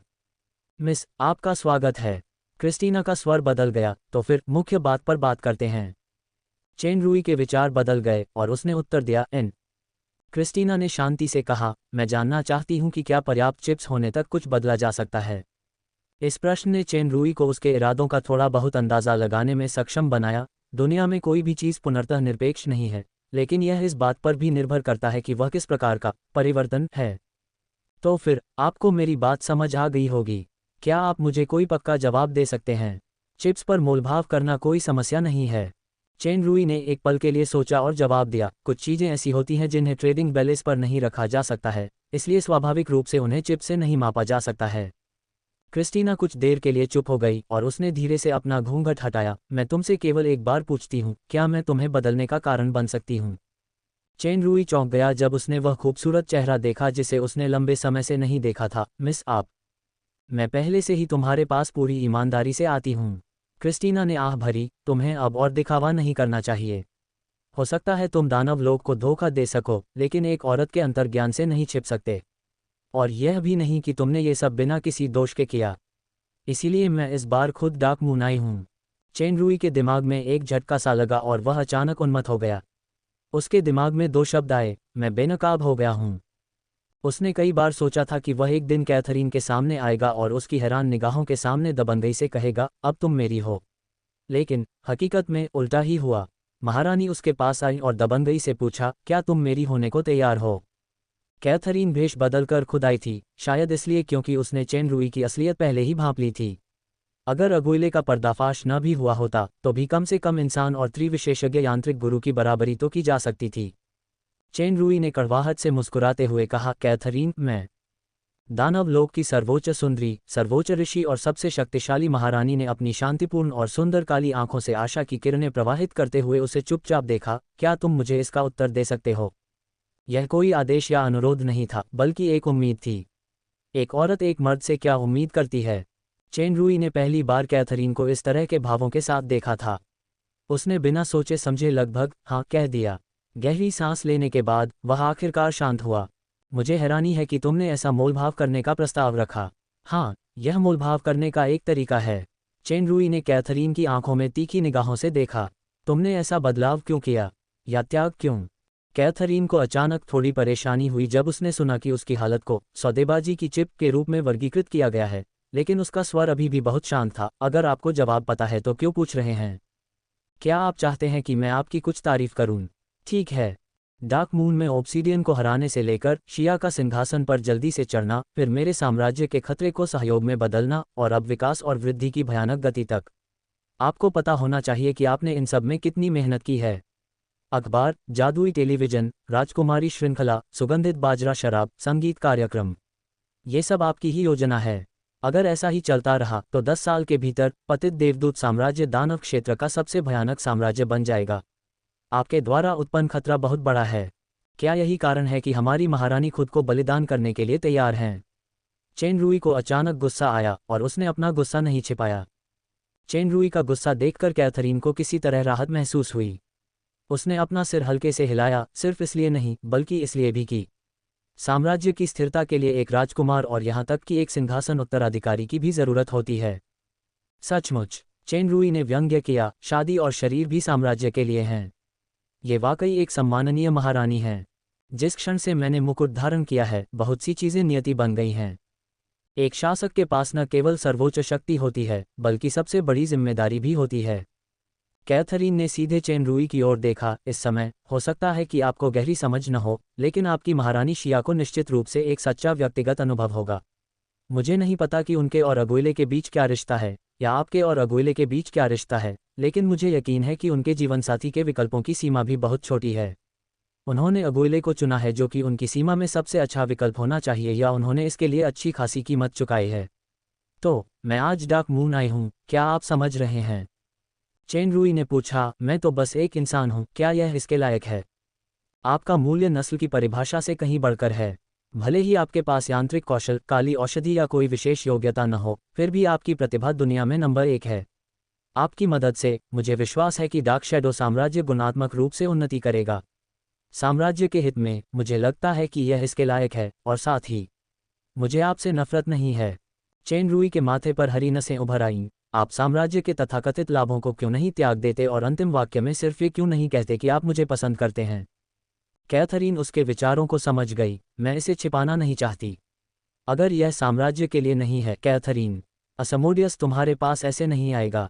अगर तुम मान जाओ तो तुम मेरे एकमात्र राजकुमार बन सकते हो। अगर तुम डार्क मून एस्टेट में विद्रोह भड़का सकते हो तो एथेना डार्क शैडो साम्राज्य की पहली सेनापति बन जाएगी। मुझे उसके या अन्य महिलाओं के अस्तित्व से भी कोई आपत्ति नहीं होगी। अगर आसपास कोई कैथरीन की बातें सुन लेता तो वह भ्रमित हो जाता और सोचता कि उसकी सुनने की शक्ति कमजोर हो गई है। दानव लोक की सर्वोच्च सुंदरी, सर्वोच्च ज्ञानी, अंधकार में छाया साम्राज्य की महारानी वास्तव में एक इंसान से ऐसी बात कह सकती हैं। क्या ही आकर्षक शर्त है। मुझे एक न्यूज़लेटर के विज्ञापन का ख्याल आया। अगर आप दर्जनों और पैसे दे दें तो आपको डिस्काउंट पैकेज मिल सकता है। चेन रुई मुस्कुराई। मैं मानती हूं कि मैं तुम्हें सचमुच चाहती हूं, मैं सचमुच चाहती हूं। मुझे पता है कि तुम्हारे दिल में मेरे लिए जगह है और इसे नकारना बेकार है क्योंकि हमने क्रिस्टल वैली में साथ मिलकर युद्ध का अनुभव किया है। मुझे आज भी वो खूबसूरत चुंबन याद है। चेन रूई को याद करते देख कैथरीन की शांति अंततः उसे मुक्का मारने की इच्छा से डगमगाने लगी, लेकिन उसने मन ही मन ये भी स्वीकार किया कि जिस क्षण से यह आदमी उसके लिए मरने को तैयार हुआ था, उसके मन में उसकी छाया अमिट रूप से अंकित हो गई थी। उसने एक बार सोचा था कि वह मरने वाला है, इसलिए उसने बिना छिपाए अपनी भावनाएं स्वीकार कर लीं। उसे कैसे पता चला कि यह कमीना झूठा था? उसने तो उसे चूमने के लिए धोखा देकर मौत का नाटक किया था। यदि आपका लगाव सबकी रक्षा करने से है, तो मेरा वर्तमान लगाव सिर्फ आपकी रक्षा करने से है। ये वाक्य उसके सपनों में एक से ज्यादा बार आया। साम्राज्य के अलावा वह सचमुच एकमात्र पुरुष था जिसके लिए उसके मन में कभी भावनाएं थीं। कैथरीन ने अपनी भावनाओं पर काबू पाने की पूरी कोशिश की और ठंडे स्वर में बोली, तो क्या तुम मना कर रही हो? क्या तुम्हें लगता है कि मैं साम्राज्य के लिए इतना बड़ा खतरा छोड़ जाऊंगी?